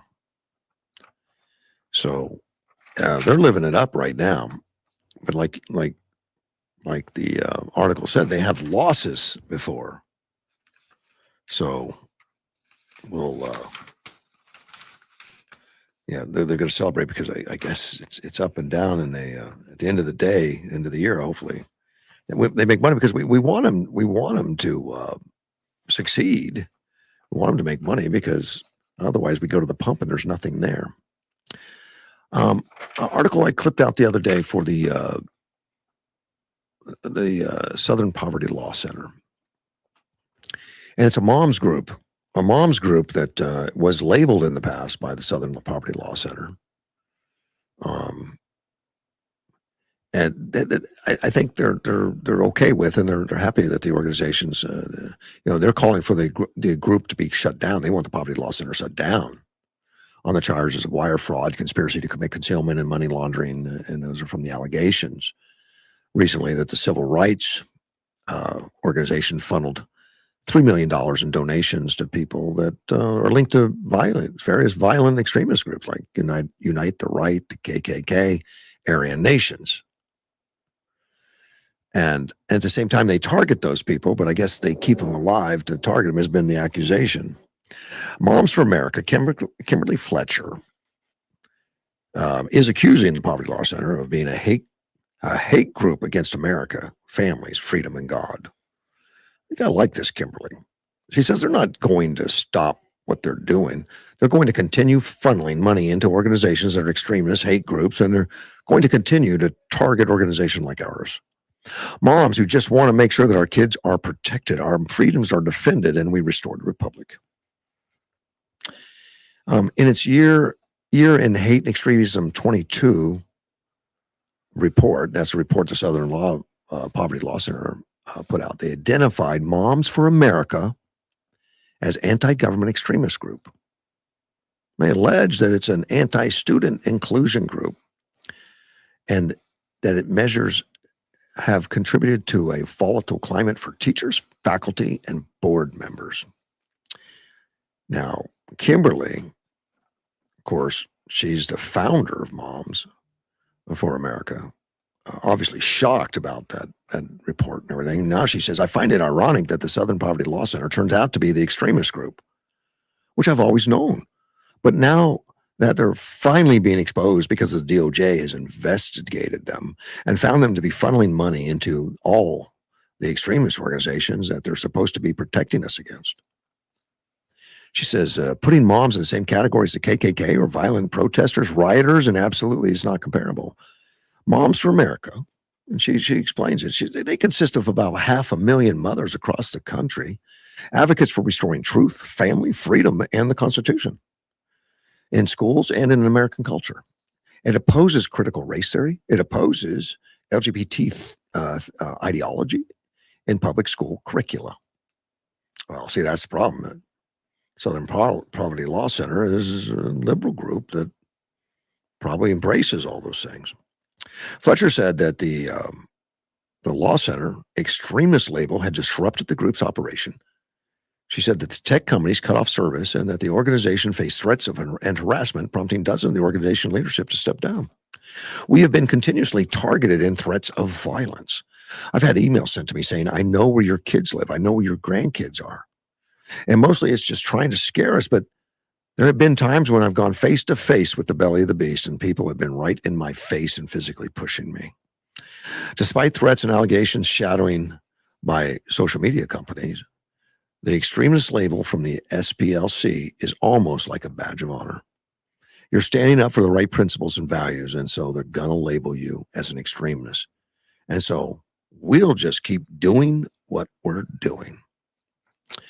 See, to celebrate America's 250th birthday, Kimberly Fletcher Long, Moms of America, hosting a traveling festival in all 50 states geared towards families and children. She says the key to countering the Southern Poverty Law Center and other leftist organizations' attacks is to reach young people and unite families. We are a shining light on all that's good in America so that darkness will be exposed for what it is because people gravitate to the lake. I don't understand. Oh, it's a misprint. People gravitate to the light. Yeah. Just step into the light. and I never knew that Southern Poverty Law Center did that. I mean, I've heard of that group before, the Moms for America, and I knew they were, more conservative in nature and supporting, not supporting the LGBTQ and the stuff that the school's doing with all the gender identity and all that stuff. So good for her. And they stuck together. It says like the SPLC's report, though, cost them a lot. It cost them their companies to cut off service from them, tech companies, and people to step down and people to get scared. They couldn't take the abuse and couldn't take the threats that resulted, according to Fletcher, from that exposure of that SPLC. That's an evil thing, isn't it? To have that kind of power and then just say, put these people on the list and knowing that they're going to be ostracized, cut off, canceled in so many ways. It's just, it's unfortunate. I am running out of time again. I can't, it's been 3 hours straight and I didn't even take a break. I know someday I'm going to have to get back to that when we get back on the air someday. I don't know when that's going to happen. Hopefully this year, but if nothing else, we need to be as patient as Trump and deal with people carefully. And I guess it's just going to take patience, and that's okay. I'll be here on social media until then.